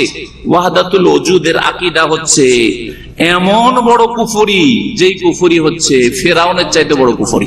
কারণ ফেরাউন নিজেকে আল্লাহ বললেও, মানে মিশরের মালিক আমি এই হিসেবে আল্লাহ বলেছে, কিন্তু সে যখন মুসা আলাইহিস সালাম সম্পর্কে বলল হামানকে, তার প্রধানমন্ত্রীকে, যে মুসা নাকি রব আকাশে আছে, তখন কি বলেছিল, ইয়া হামানু ইবনে লি সারহান, হে হামান আমার জন্য একটা উচ্চ অট্টালিকা তৈরি করো, উঁচা একটা টাওয়ার তৈরি করো, সারহান আত্তালেও ইলা ইলাহে মুসা, আমি ওই টাওয়ারে চড়ে মুসার এলাকে দেখব কোথায় আছে।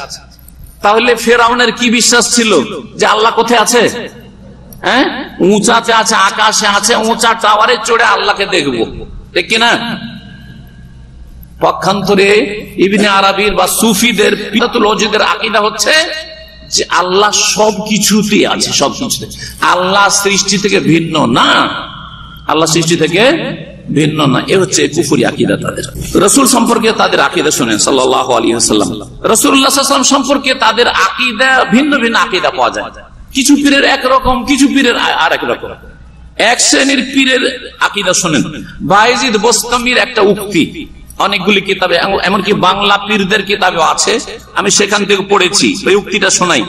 বায়েজিদ বোস্তামি বলতো নিজে গর্ব করে যে খুদনা বাহরান ওয়াকাফাল আম্বিয়াউ আলা সাহিলিহি, আমরা এমন সাগরে পাড়ি দিয়েছি যেই সাগরের কিনারায় গিয়ে নবীরাও থমকে দাঁড়িয়ে গেছে। কি বুঝলেন? বলে নাউজুবিল্লাহ। আমি আর আপনি যদি যাই দুজন সাগরের কিনারায়, আর যাওয়ার পরে আমি থমকে দাঁড়িয়ে গেলাম আর আপনি সাগর পাড়ি দিয়ে চলে গেলেন, এটা সম্ভব? কারণ আপনি হয়তো সাঁতার জানেন, আমি সাঁতার জানি না, ঠিক না? আমার সাথে বেশি পারলেন। কিন্তু রাসূলুল্লাহ সাল্লাল্লাহু আলাইহি ওয়াসাল্লাম বা সমস্ত নবী রাসূল সম্পর্কে বলছে যে এমন একটা সাগর, এই সাগরটা মানে পানির সাগর না, মানে আল্লাহকে পাওয়ার ক্ষেত্রে, আল্লাহর মধ্যে বিলীন হওয়ার ক্ষেত্রে হচ্ছে এমন সাগরে, মানে আল্লাহর মধ্যে একাকার হয়, পাড়ি দিলাম যেখানে কিনারায় গিয়ে নবীরা থেমে গেল, আর যেতে পারলো না, আর আমরা কি করলাম? আল্লাহর মধ্যে একাকার হয়ে গেলাম। তার মানে এতে তারা দাবি করছে যে নবী রাসূল চাইতে শ্রেষ্ঠ কে? পীরেরা। নবী রাসূল চাইতে শ্রেষ্ঠ কারা? পীরেরা। এই জন্যই তারা মুসা আলাইহিস সালামের চাইতে খেজেরকে বেশি, দেখো খেজের এমন এমন কাজ করলো, মুসার ইলম নাই। মুসা আলাইহিস সালাম তাদের কাছে খেজের চাইতে ছোট, অথচ এটা কথা নাই। আপনাকে উদাহরণ দেব বলি তাহলে বুঝবেন। আপনারা ধরেন একজন এসির ভালো মাস্টার টেকনিশিয়ান, অথবা মেডিকেলের একজন ডাক্তার আছেন, শরীরের খুব ভালো চিকিৎসক, ঠিক না? আর আমাকে যদি চিকিৎসা করতে বলা হয় তো আমি 2-4টা ট্যাবলেটের নামই জানি, আর বেশি কিছু জানি না। জ্বর হলে কি দিতে হবে, হ্যাঁ এইটুকু জানি, হয়তো মাথার ব্যথা হলে কি দিতে হবে।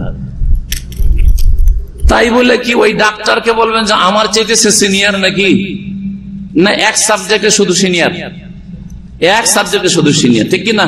আর বাকি সার্বিক দিক থেকে যদি দেখা হয়, সার্বিক দিক থেকে, হ্যাঁ, ওই ডাক্তারকে বা ওই এসি টেকনিশিয়ানকে যদি জিজ্ঞাসা করা হয় আল্লাহ সম্পর্কে, তৌহিদ কত প্রকার জানেন, দিনের 3টা মূলনীতি জানেন না, দিনের 3টা স্তর জানেন না, হ্যাঁ, ইমানের শাখা প্রশাখা কয়টা জানেন না, ইমানের 6টি রুকুন তার খবর নাই, হ্যাঁ, ঠিক কিনা? তো মুসা আলাইহিস সালাম আর খেজেরের ঘটনা মনে রাখবেন যে খেজের আলাইহিস সালাম এদের মতো সুফি আর ওলি ছিলেন না, বরং সঠিক মতে মুসা আলাইহিস সালাম যেমন নবী ছিলেন, তেমনি খেজের আলাইহিস সালাম একজন নবী ছিলেন। এই জন্য আল্লাহর পক্ষ থেকে তার কাছে ওহী হয়েছে, এবং তিনি এমন কিছু জ্ঞান রাখতেন যেটা মুসা আলাইহিস সালামের কাছে ছিল না, আর মুসা আলাইহিস সালামের কাছে এমন জ্ঞান ছিল যেই জ্ঞানটা খেজের আলাইহিস সালামের কাছে ছিল না। এই কথাটি খুদ নিজেই খেজের আলাইহিস সালাম বলেছেন সহিহ বুখারীর হাদিসে। মুসলিমের যে খেজেরের ঘটনা আর মুসা আলাইহিস সালামের ঘটনা রয়েছে, তাতে ওই সূরা কাফের আয়াতগুলি তাফসিরে রয়েছে যে ইন্নী আলা ইলমিন আল্লামানিল্লাহ, আমি এমন ইলম জানি যেটা আমাকে আল্লাহ শিখিয়েছেন। হে মুসা আলাইহিস সালাম, আপনি জানেন না, ওয়া আনতা আলা ইলমিন, আপনার কাছে এমন ইলম আছে, আল্লামাকাল্লাহ, আল্লাহ আপনাকে সেই ইলম দান করেছেন, আমি জানি না, মা আলামু, আমি সেই ইলম জানি না। বুঝা গেছে? মুসা আলাইহিস সালাম আল্লাহ রাব্বুল আলামিনের কলিম। মুসা আলাইহিস সালাম উম্মতের সংখ্যা নবী সাল্লাল্লাহু আলাইহি ওয়াসাল্লাম উম্মতের পরে সবচেয়ে বড় সংখ্যা। মুসা আলাইহিস সালাম 5 জন সবচেয়ে শ্রেষ্ঠ রাসূল, তার একজন। আর সুফিরা তাদের স্বার্থ হাসিলের জন্য এই খেজেরের কথা বর্ণনা করে। বিস্তারিত খেজের সম্পর্কে আরো একটা আলোচনা করবো ইনশাআল্লাহ, তখন জানবেন। আজকে সময় যেহেতু লম্বা হয়ে যাচ্ছে, আমি তাড়াতাড়ি শেষ করছি। তাহলে সুফিদের একটা দল নবীর চাইতে পীরদেরকে, সুফিদেরকে শ্রেষ্ঠ মনে করে, তার একটা উক্তি বাইত মুসলিমের বললাম। আর একটা দল আবার রাসূলুল্লাহ সাল্লাল্লাহু আলাইহি ওয়াসাল্লাম সম্পর্কে এত অতিরঞ্জন করে, এত বাড়াবাড়ি করে রাসূল সাল্লাল্লাহু আলাইহি ওয়াসাল্লাম সম্পর্কে, যে তারা বলে যে যিনি আল্লাহ তিনি রসুল, যে আল্লাহ আরশে ছিলেন সে আল্লাহ মদিনায় নেমে এসেছেন। হ্যাঁ, যে আল্লাহ আরশে ছিলেন সে আল্লাহ কোথায় নেমে এসেছেন? মদিনায় নেমে এসেছেন। আরবি তো এইরকম কবিতা তাদের আছে, উর্দু কবিতা একটা মুখস্থ আছে, বাংলাগুলো জানি না, কবিতা থাকতে পারে। উর্দুর একটা দুটো লাইন মুখস্থ আছে, বলছি। আহমদ রেজা খানের কিতাবাদিতে, বেরেলভিদের কিতাবাদিতে আছে ভারতে, वही जो मुस्तवी अर्श थे खुदा बनकर उतर पड़ा मदीने में मुस्तफा बनकर। তিনি যে সমুন্নত ছিলেন, মুস্তবি আরশ থে, আরশে সমুন্নত ছিলেন কি হয়ে? খোদা বানকার মানে আল্লাহ হয়ে। উতার পড়া মানে নেমে পড়লেন মদিনা মে, মদিনায় কি হয়ে? মুস্তফা হয়ে। বুঝলেন না? তার মানে যিনি আল্লাহ তিনি হচ্ছেন হ্যাঁ রসুল মুস্তফা সাল্লাল্লাহু আলাইহি ওয়াসাল্লাম। নাউযুবিল্লাহ, কত বড় কুফরি, কত বড় কুফরি! এটা ইসলাম ধর্ম, এটা কোরআন শিখিয়েছে, হ্যাঁ এটা ইসলাম শিখিয়েছে, এটা রসুলের হাদিস শিখিয়েছে। আউযুবিল্লাহ। আর একটা তাদের কবিতার একটা অংশ আছে, কবিতা মুখস্থ নেই, কিন্তু তাতে বলতে চেয়েছে যে আল্লাহ আর রসুলের পার্থক্য শুধু মিমের। কিসের পার্থক্য? শুধু মিমের পার্থক্য। মিম লাগাইলে মোহাম্মদ হয়ে যায়, আর মিম সরাইলে আল্লাহ হয়ে যায়। শুধু এতটুকু, আহমদ আর আহাদ, আহমদ আর আহাদ। কুল হু আল্লাহ আহাদ যখন বললেন তখন আল্লাহ হইলেন, আর আহমদ যখন ওয়ামুবাশশিরাম বিরাসূলিন ইয়াতি মিন বাদি ইসমুহু আহমদ। শুধু মিমের পার্থক্য, মিমটা টেনে নেন, আহমদ কি হয়ে যাবে? আহাদ হয়ে যাবে। এত অতিরঞ্জন আরেক দল সুফিরা করেছে রাসূলুল্লাহ সাল্লাল্লাহু আলাইহি ওয়াসাল্লাম সম্পর্কে। আরো তারা বলেছে, আরো ওলামারা তাদের সম্পর্কে লিখেছেন সুফিদের সম্পর্কে, যে সুফিদের ধারণা ইয়াতাকাদুল বাদ মিনাস সুফি আন্না রাসূল হুয়া কুব্বাতুল কওন। রাসূল সাল্লাল্লাহু আলাইহি ওয়াসাল্লাম হচ্ছেন সারা বিশ্বের কি গম্বুজ। সারা বিশ্বের কি গম্বুজ? কুব্বা মানে গম্বুজ, সারা দুনিয়ার গম্বুজকে রাসূল সাল্লাল্লাহু আলাইহি ওয়াসাল্লাম। ওয়া হুয়া আল্লাহু আল মুস্তাওয়ি আলাল আরশ, আর তিনি রাসূল আরশে, যিনি রাসূল তিনি আরশে আছেন। ওয়া আন্না সামাওয়াতি ওয়াল আরদ ওয়াল আরশ ওয়াল কুরসি কুল্লুল কায়নাত খুলিকাত মিন নূরিহি, আর আসমান, জমিন, আরশ, কুরসি সমস্ত সৃষ্টি, মানুষ, জিন, গরু, ছাগল, পাহাড়, পর্বত, গাছপালা, নদ নদী সবকিছু কুল্লুল কায়নাত খুলিকাত সৃষ্টি হয়েছে নবীর নূরে। এটা শোনেন না আমাদের দেশে? শোনেন না? সবকিছু নবীর নূরের পয়দা। আর এই মর্মে একটা জাল কথা বয়ান করে বলে হাদিস শরীফে আছে। কোন হাদিসের কিতাবে খুঁজে পাবেন না। এই মিলাদি বেদাতীদের কিতাবে আর মাজারপন্থীদের কিতাব ছাড়া কোন হাদিসে, না কুতুব সিত্তা 6টি হাদিসের কিতাবে পাবেন, না মুসনাদ আহমদে পাবেন, না দারকুতনিতে পাবেন, না বাইহাকিতে পাবেন, কোন কিতাবে পাবেন না। আউয়ালা মা খালাকাল্লাহু নূরি, কি সর্বপ্রথম আল্লাহ কি সৃষ্টি করলেন? আমার নূর সৃষ্টি করলেন। কুল্লুল খালায়েক মিন নূরি, আর সমস্ত সৃষ্টি কিসে? বলছে আমার নূরে। তো আমরা সৃষ্টি কিনা? আমরা কার নূরে? নবীর নূরে। হ্যাঁ, কি কার নূরে? নবী হলেন আল্লাহর নূরে, আর আমরা হইলাম নবীর নূরে। তো আমরা কি নূর হইতে বাকি থাকলাম নাকি? ভালো করে বুঝছেন না? বুঝছেন না? আবার হাদিসটা পুরোটা বলি। আউয়ালা মা খালাকাল্লাহু নূরি, সর্বপ্রথম আমার নূর আল্লাহ পয়দা করলেন। কুল্লুল খালায়েক মুনি, সমস্ত সৃষ্টি, শুধু মানুষ না, গাছ পালা, পাহাড়, পর্বত, নদী, নালা সবকিছু কি দিয়ে তৈরি করলেন? এমনকি কুকুর, শৃগাল, শুকুর, শুকুর এত বড় হারাম পশু, এটা তো মাখলুক। কুল্লুল খালায়েক, সমস্ত সৃষ্টি কি দিয়ে তৈরি? নূর মিন নূরি, নবীর নূর দিয়ে পয়দা। সরো নবীর নূর দিয়ে পয়দা, কুকুর নবীর নূর দিয়ে পয়দা। বুঝা গেছে? হ্যাঁ, মানুষ তো আছেই। ও আনামিন নূরিল্লাহ, আমি কি আল্লাহর নূরে পয়দা। তো আল্লাহর নূরে নবী হইলেন। এখন খোলাসা শুনে, আল্লাহর নূরে নবী, আর নবীর নূরে আমরা সবাই। তাহলে আমরা কি নূর হইতে বাকি থাকলাম? আমরাও তো সবাই নূর, আমরাও তো সবাই নূর। তো আমাদেরকে মাটির মানুষ কেন বলছেন? আর আমাদের দেশের বিদাতিরা যেমন বলছেন নবীর নূরের পয়দা, মাটির পয়দা না, তো আমরাও তো নবীর নূরে, তো আমরাও তো ভাগ পেয়েছি, আমরাও নূরের পয়দা। কালকে থেকে যারা নূরে বিশ্বাসী, যে নবীর নূরে পয়দায় বিশ্বাসী, ভ্রান্ত বিশ্বাস রাখেন, তারা বলবেন আমরাও নূরের পয়দা, আমরা মাটির না। কিসের? আমরাও নূরের পয়দা। কারণ ওই হাদিসে আছে, যে হাদিস এই বিদাতিরা পেশ করে থাকে, জাল কথা, মিথ্যা কথা। আল্লাহ কোরআনে কারীমে শুধু আমাদের সম্পর্কে না, সমস্ত মানব জাতি সম্পর্কে বলছেন ইন্নী খালিকুন বাশারাম মিন তিন। এই আয়াতটি কোরআনের 2 জায়গায় আছে। একটি জায়গায় সূরা সদে পাবেন আপনি, ইন্নী খালিকুন, আমি সৃষ্টি করব, আল্লাহ বলছেন বাশারান, মানুষকে, মিন তিনিন, কাদামাটি দিয়ে। কি দিয়ে? কাদামাটি দিয়ে আল্লাহ বলছেন তৈরি করব। একটা আয়াত রাখেন, মনে রাখেন, বলবেন না। আর এক আয়াতে আল্লাহ বলছেন, কয়েক জায়গায় আয়াত রয়েছে, তার মধ্যে একটি আয়াত সূরা কাহফের শেষ দিকে, কুল, হে নবী বলে দাও, ইন্নামা আনা বাশারুম মিসলুকুম, নিশ্চয়ই আমি তোমাদের মতো একজন বাশার। বাশার মানে তোমাদের মতো একজন, আমি কি মানুষ। তো নবী হলেন কি আমাদের মতোই, মর্যাদার ক্ষেত্রে নয়, ইমানের ক্ষেত্রে নয়, এলেমের ক্ষেত্রে নয়, কিসের ক্ষেত্রে? সৃষ্টির ক্ষেত্রে আমাদের মতোই তিনি মানুষ। আমরা যেমন মানুষ হয়ে সৃষ্টি হয়েছি, নবী সাল্লাল্লাহু আলাইহি ওয়াসাল্লাম মানুষ হয়ে সৃষ্টি হয়েছেন, বাশার, তাই না? এই আয়াতটা মনে রাখেন। আর আগের আয়াতে কি বললাম? আল্লাহ বলছেন বাশারকে তৈরি করব কি দিয়ে? মাটি দিয়ে, কিন্তু নবীকে নূর দিয়ে। নাকি আছে? 2 আয়াতের সমষ্টি কি প্রমাণ করলে যে নবী কিসের পয়দা? নবী হচ্ছেন বাশার। সুতরাং নবী কিসের পয়দা?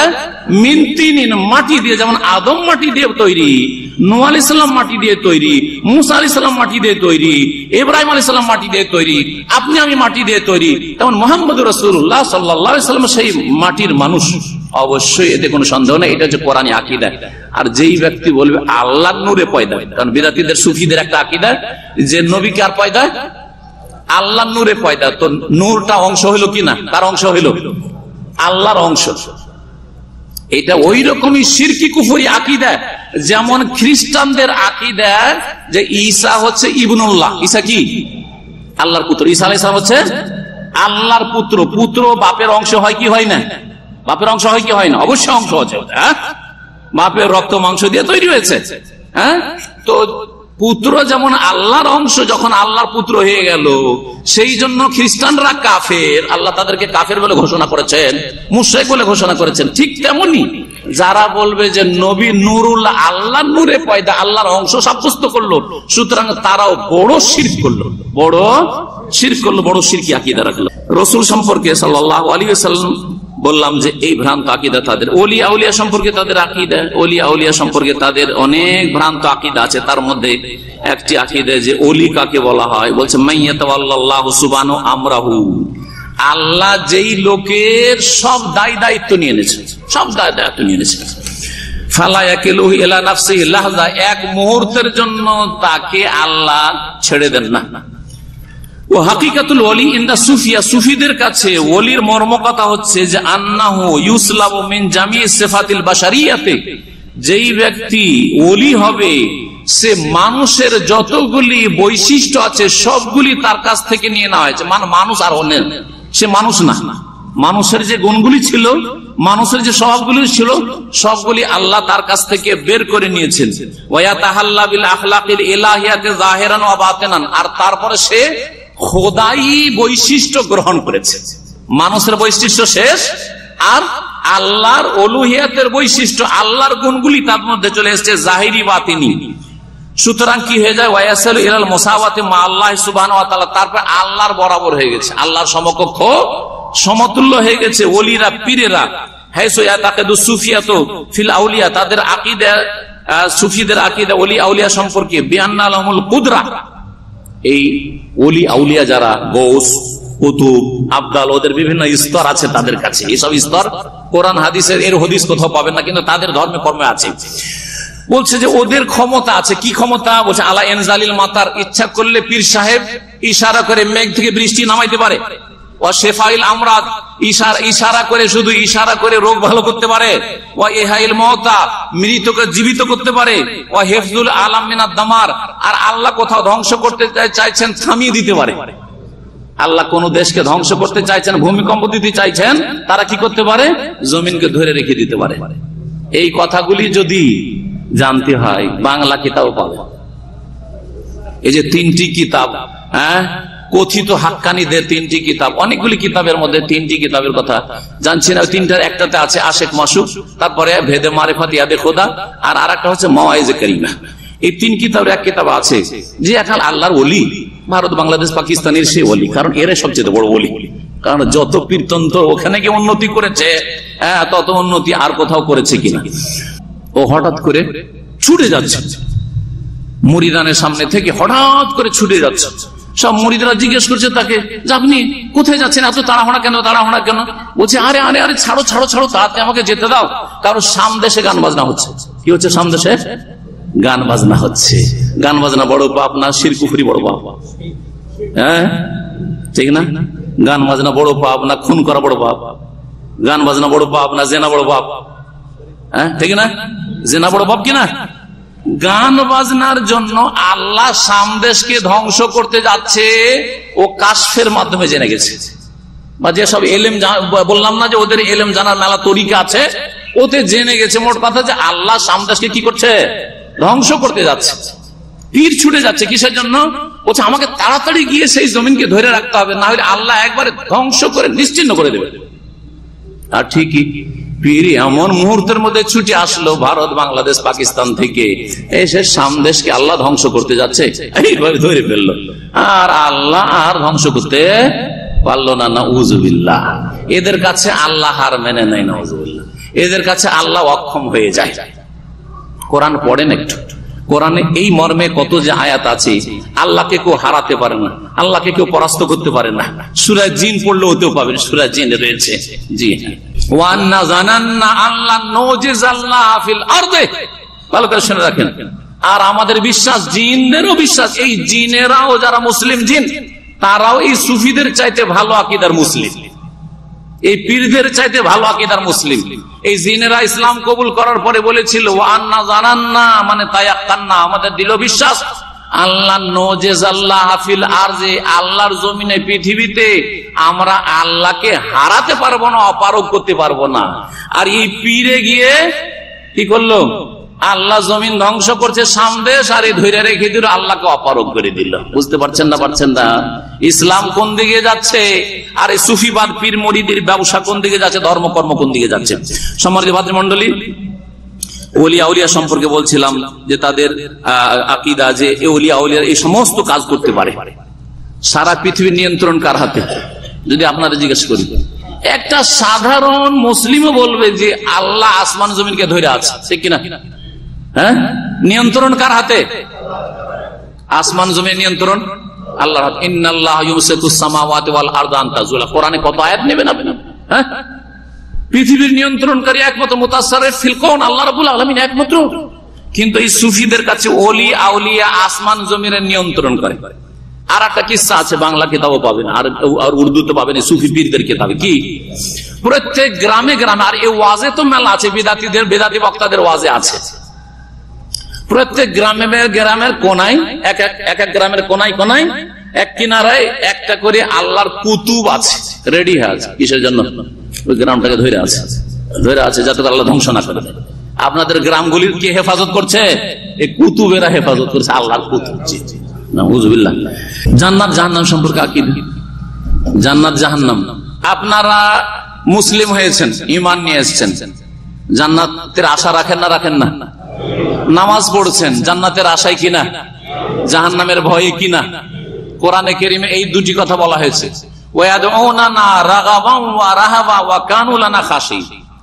নবী রাসূলগণের দিন হচ্ছে যে তারা আমাকে ডাকতো রাগাবান ফিল জান্নাহ, আমার নিয়ামতে জান্নাতে আগ্রহী হয়ে, প্রতিদানে আগ্রহী হয়ে, ওয়া রাহাবান, এবং আমার আযাব শাস্তির ভয়ে, আমার আযাব শাস্তির ভয়ে। এটা হচ্ছে নবী রাসূলদের দিন, যেই দিনের উপর আল্লাহ আমাদেরকে রেখেছে, বলো আলহামদুলিল্লাহ।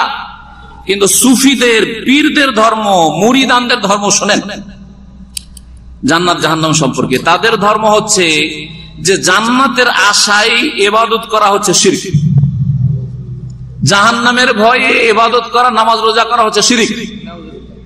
কেন? জাহান্নামকে কেন ভয় করলেন? জান্নাতের কেন আশা রাখলেন? এই গরজ কেন? এই গরজ করতে হবে না। তাহলে আমরা ইবাদত করি, আল্লাহর কাছে কি পাবো? আল্লাহর নিয়ামত পাবো, দুনিয়া আখিরাতে সুখ শান্তি পাবো, আর আল্লাহর আযাব শাস্তি থেকে, দুনিয়ার আযাব গজব, আর আখিরাতের আযাব থেকে, শাস্তি থেকে রক্ষা পাবো, ঠিক কিনা? আল্লাহ কি শিখায়নি রব্বানা আতিনা ফিদ দুনিয়া হাসানা ওয়া ফিল আখিরাতি হাসানা ওয়া কিনা আযাবান নার, জাহান্নামের আযাব থেকে রক্ষা করো? এটাই তো দিন, এটাই তো কোরআন। কিন্তু ওরা বলছেন না না, এটা আপনার অপরাধ। বলছে এটা হচ্ছে বড় ত্রুটি, এটা হচ্ছে বড় অন্যায়। কোন জায়গায় তারা শিরক বলেছে কেউ, আর কমপক্ষে এটা বড় ত্রুটি আপনার ধর্মকর্মতে, তাহলে কি করতে হবে? বলছে জান্নাতের লোভ করা যাবে না আর জাহান্নামকে ভয় করা যাবে না। জান্নাতের লোভ করা যাবে না আর জাহান্নামের কি করা যাবে না? ভয় করা যাবে না। জাহান্নাম বলে কোনো ভয় নয়, আর জান্নাত বলে কোনো লোভ লালসা নেই। তো কি জন্য আল্লাহর ইবাদত করবেন? বলছে আমরা যারা পীরতন্ত্রে বিশ্বাসী সুফি পীর আর মুরিদ, তারা আল্লাহর প্রেমে ইবাদতবন্দি করি। কিসে? আল্লাহর ইশকে। ওদের কাছে একটা ইশক কথা আছে না নাই? আল্লাহর ইশকে আমরা ইবাদত করি, আল্লাহর প্রেমে ইবাদত করি, জান্নাতের লোভে না আর জাহান্নামের ভয়ে না। এই আকীদার কারণে রাবেয়া বাসরীর ঘটনা জানেন?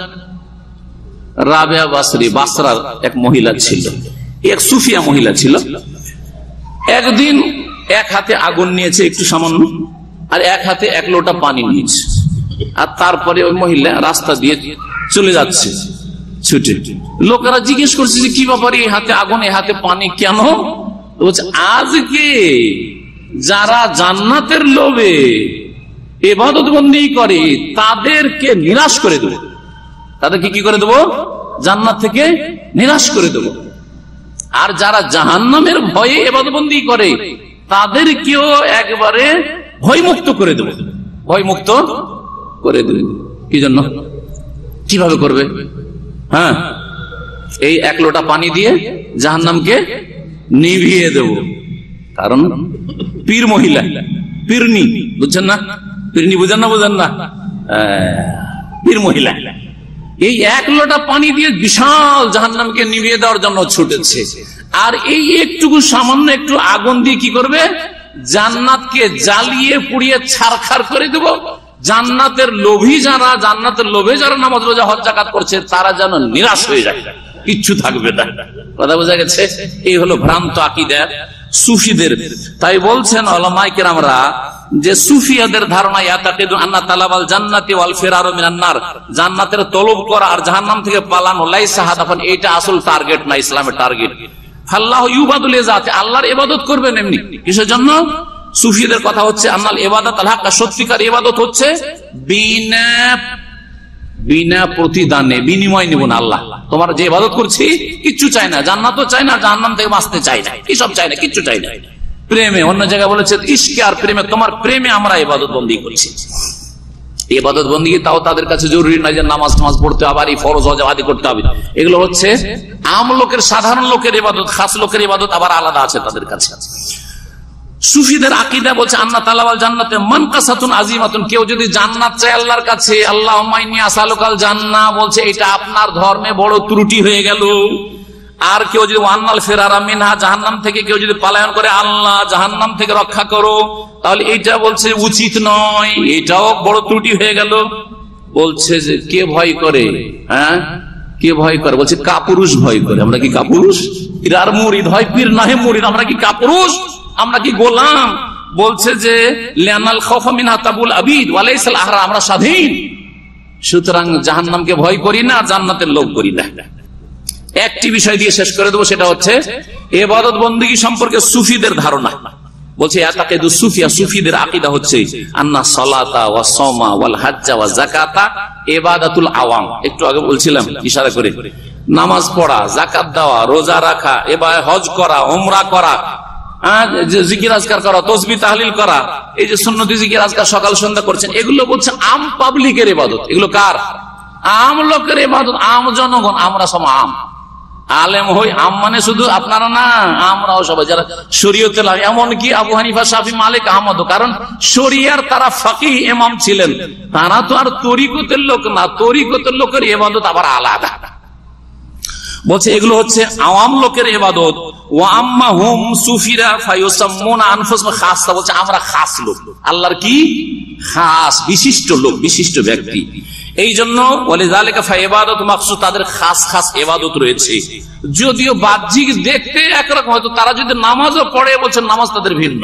আপনার নামাজ আর পীরের নামাজ একরকম না, আপনার নামাজ আর যে মুরিদ হয়েছে কোন পীরের তরিকার, হ্যাঁ, তার নামাজ একরকম না। কেন? ইসলামের ইবাদতগুলো কি উদ্দেশ্যে? আমাদের যে নামাজ পড়ছি বা যাকাত দিচ্ছি বা রোজা রাখছি বা হজ করছি, উমরা করে আসলাম, সুবহানাল্লাহ সুবহানাল্লাহ পড়লাম, আলহামদুলিল্লাহ পড়লাম, এটার উদ্দেশ্য হচ্ছে তাজকিয়া নফস, আত্মার পরিশুদ্ধি করা। আত্মা পাপের দিকে চলে যাচ্ছে, যাতে পাপ কমে আসে, ঠিক না? নামাজ ভালো করে পড়লে পাপ কমে আসবে, ঠিক না? রোজা রাখলে গুনাহ কমে আসবে, দান খায়রাত করলে, যাকাত দিলে, দান খায়রাত করলে কৃপণতা দূর হবে আর লোভ দূর হবে। বরং আপনি পয়সার গুরুত্ব দিচ্ছেন না, পয়সার চাইতে গুরুত্বপূর্ণ হচ্ছে আল্লাহকে রাজি করা আর জান্নাত হাসিল করা, ঠিক না?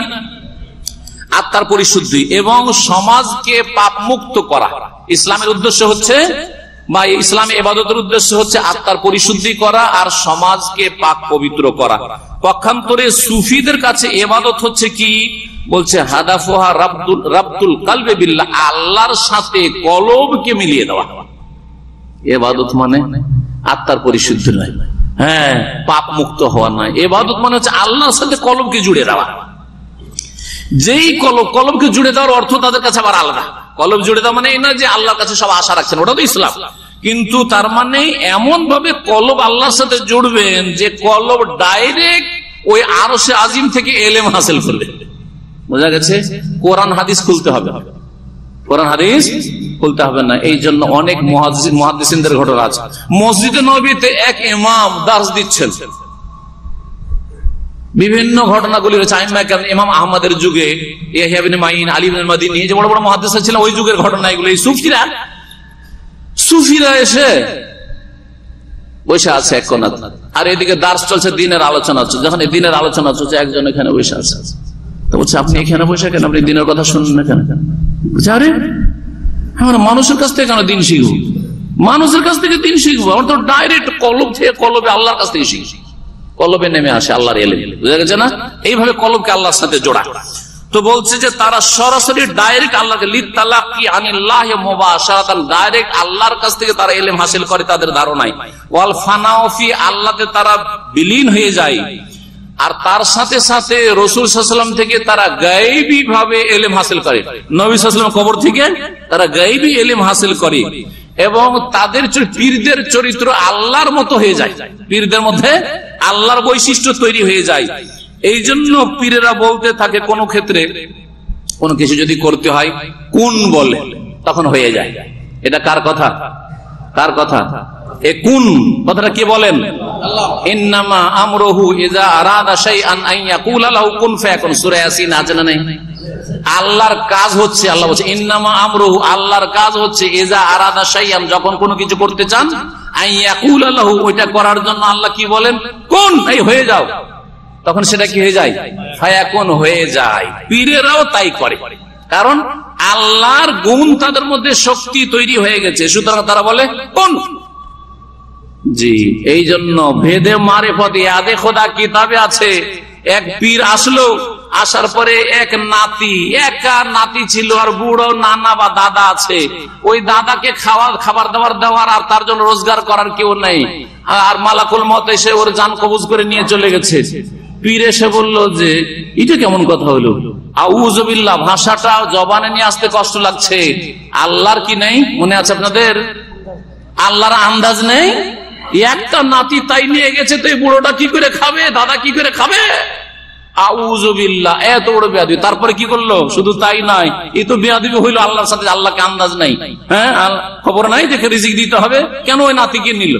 আর তারপরে বলছে তুম বেজনি, কি কম, আমার হুকুমে উঠে দাঁড়াও।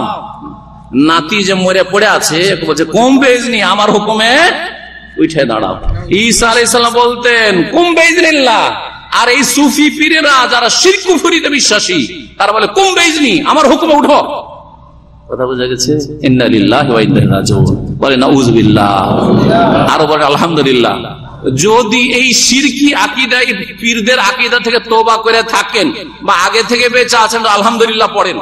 আর যদি এখনো এই পীরদের আকীদায় বিশ্বাসী থাকেন, তো আপনি নিজের উপর মাতম করেন, শোক করেন, আপনার পরিণাম খারাপ। এখনো ফিরে আসেন, এখনো এই পীর মুরিদির ভ্রান্ত ধর্ম থেকে ফিরে আসেন, আল্লাহ যেন ফিরে আসার তৌফিক দান করেন। এছাড়াও বহু কথা রয়েছে পীর মুরিদি বা সুফিবাদ সম্পর্কে, যেটুকু বললাম এইটুকুতে আল্লাহ যেন বরকত দান করেন এবং আমাকে উপকৃত করেন, আপনাদের সকলকে উপকৃত করেন এবং মুসলিম জাতিকে সহি আকীদার দিকে ফিরে আসার তৌফিক দান করেন, কোরআন সুন্নাহ দলিলের দিকে ফিরে আসার তৌফিক দান করেন, দ্বীন ইসলামের দিকে ফিরে আসার তৌফিক দান করেন। যে ইসলামের ওপর, যে আদর্শের ওপর, যে সুন্নাহর ওপর প্রিয় নবী মুহাম্মদ রাসূলুল্লাহ সাল্লাল্লাহু আলাইহি ওয়াসাল্লাম এই উম্মতে মুসলিমাকে ছেড়ে গেছেন, সাহাবায়ে কেরামদেরকে ছেড়ে গেছেন, মা আনা আলাইহিল ইয়াউমা ওয়া আসহাবি, ওই দলটি একমাত্র জান্নাতি হবে, নাজাত পাবে যেই দলটি নবী সাল্লাল্লাহু আলাইহি ওয়াসাল্লাম যেই আদর্শের উপর ছিলেন এবং তার সাহাবায়ে কেরামগণ যেই আদর্শের উপর ছিলেন, যে দ্বীন ইসলামের উপর ছিলেন, সেটাতে যারা আসবে। আবার স্মরণ করে দিয়েছি যে এই পীর মুরিদি শুরু হয়েছে 150 হিজরি, না 150 বলছি, 150 হিজরিতে আবু হাশেম কৌফি এই প্রথম এই ব্যক্তিকে সুফি বলে জানা যায়, কিন্তু শুরু হয়েছে 3য় শতাব্দী, মানে 200 হিজরির পরে এই পীর মুরিদির ব্যবসা ধীরে ধীরে শুরু হয়েছে। আর রাসূলুল্লাহ সাহাবীরা 110 হিজরিতে দুনিয়া থেকে চলে গেছেন, ইমাম আবু হানিফা রাহমাতুল্লাহ 150 হিজরিতে চলে গেছেন। সুতরাং হানাফি ভাইদেরকে বিশেষ ভাবে বলছি, শাফি ভাইদেরকে বলছি, মালিকিদেরকে বলছি, আরো যারা সুফি পীর মুরিদিতে তাসাউফে বিশ্বাসী তাদেরকে বলছি, কারণ আলহামদুলিল্লাহ হাম্বলীরা এই সুফি পীর মুরিদিতে বিশ্বাসী না। সৌদি আরবে অনেক হাম্বলী আছে, কিন্তু পীর মুরিদি সুফিবাদে বিশ্বাসী না, সুফিবাদে বিশ্বাসী। আর কেউ যদি বিশ্বাসী থাকে তাদেরকেও বলছি, সকলকে বলছি, আর বিশেষ করে আমার ভাষা এই বাংলা ভাষা যারাই বুঝবে তাদেরকে বলছি যে এখনো পীর মুরিদির ভ্রান্ত আকীদা, শিরকি, কুফরি, বেদাতি আকীদা থেকে ফিরে আসেন। আর কোন দিকে ফিরে আসেন? কোরআন হাদিসের দিকে ফিরে আসেন। আমার কথার দিকে জরুরি না, আমার কথাতেও যদি ভুল থাকে ছুঁড়ে ফেলে দিয়েন, আর তারপরে সহিটা খোঁজার চেষ্টা করেন এবং আল্লাহর কাছে অন্তর থেকে দোয়া করেন। সূরা ফাতিহার দোয়াটি ভালো করে করবেন, ইয়াকা না'বুদু ওয়া ইয়াকা নাস্তাঈন ইহদিনাস সিরাতাল মুস্তাকিম সিরাতাল লাযীনা আন'আমতা আলাইহিম গায়রিল মাগদুবি আলাইহিম ওয়ালাদ-দাল্লিন রব্বানা আতিনা ফিদ দুনিয়া হাসানা ওয়া ফিল আখিরাতি হাসানা ওয়া কিনা আযাবান নার রব্বানা যালামনা আনফুসানা ওয়া ইল্লাম তাগফির লানা ওয়া তারহামনা লানাকুনান্না মিনাল খাসিরিন রব্বানা লা তুযিগ কুলুবানা বা'দা ইয হাদাইতানা ওয়া হাব লানা মিন লাদুনকা রাহমাতান ইন্নাকা আনতাল ওয়াহ্হাব আল্লাহুম্মা মুকাল্লিবাল কুলুব সাব্বিত কুলুবানা আলা দীনিক ইয়া মুসাররিফাল কুলুব সাররিফ কুলুবানা আলা তাআতিক সুবহানা রাব্বিকা রাব্বিল ইজ্জাতি আম্মা ইয়াসিফুন ওয়া সালামুন আলাল মুরসালিন ওয়ালহামদুলিল্লাহি রাব্বিল আলামিন। لهدي الحق أرشدنا كتاب الله دستوري وخير الخلق أسوتنا بسنته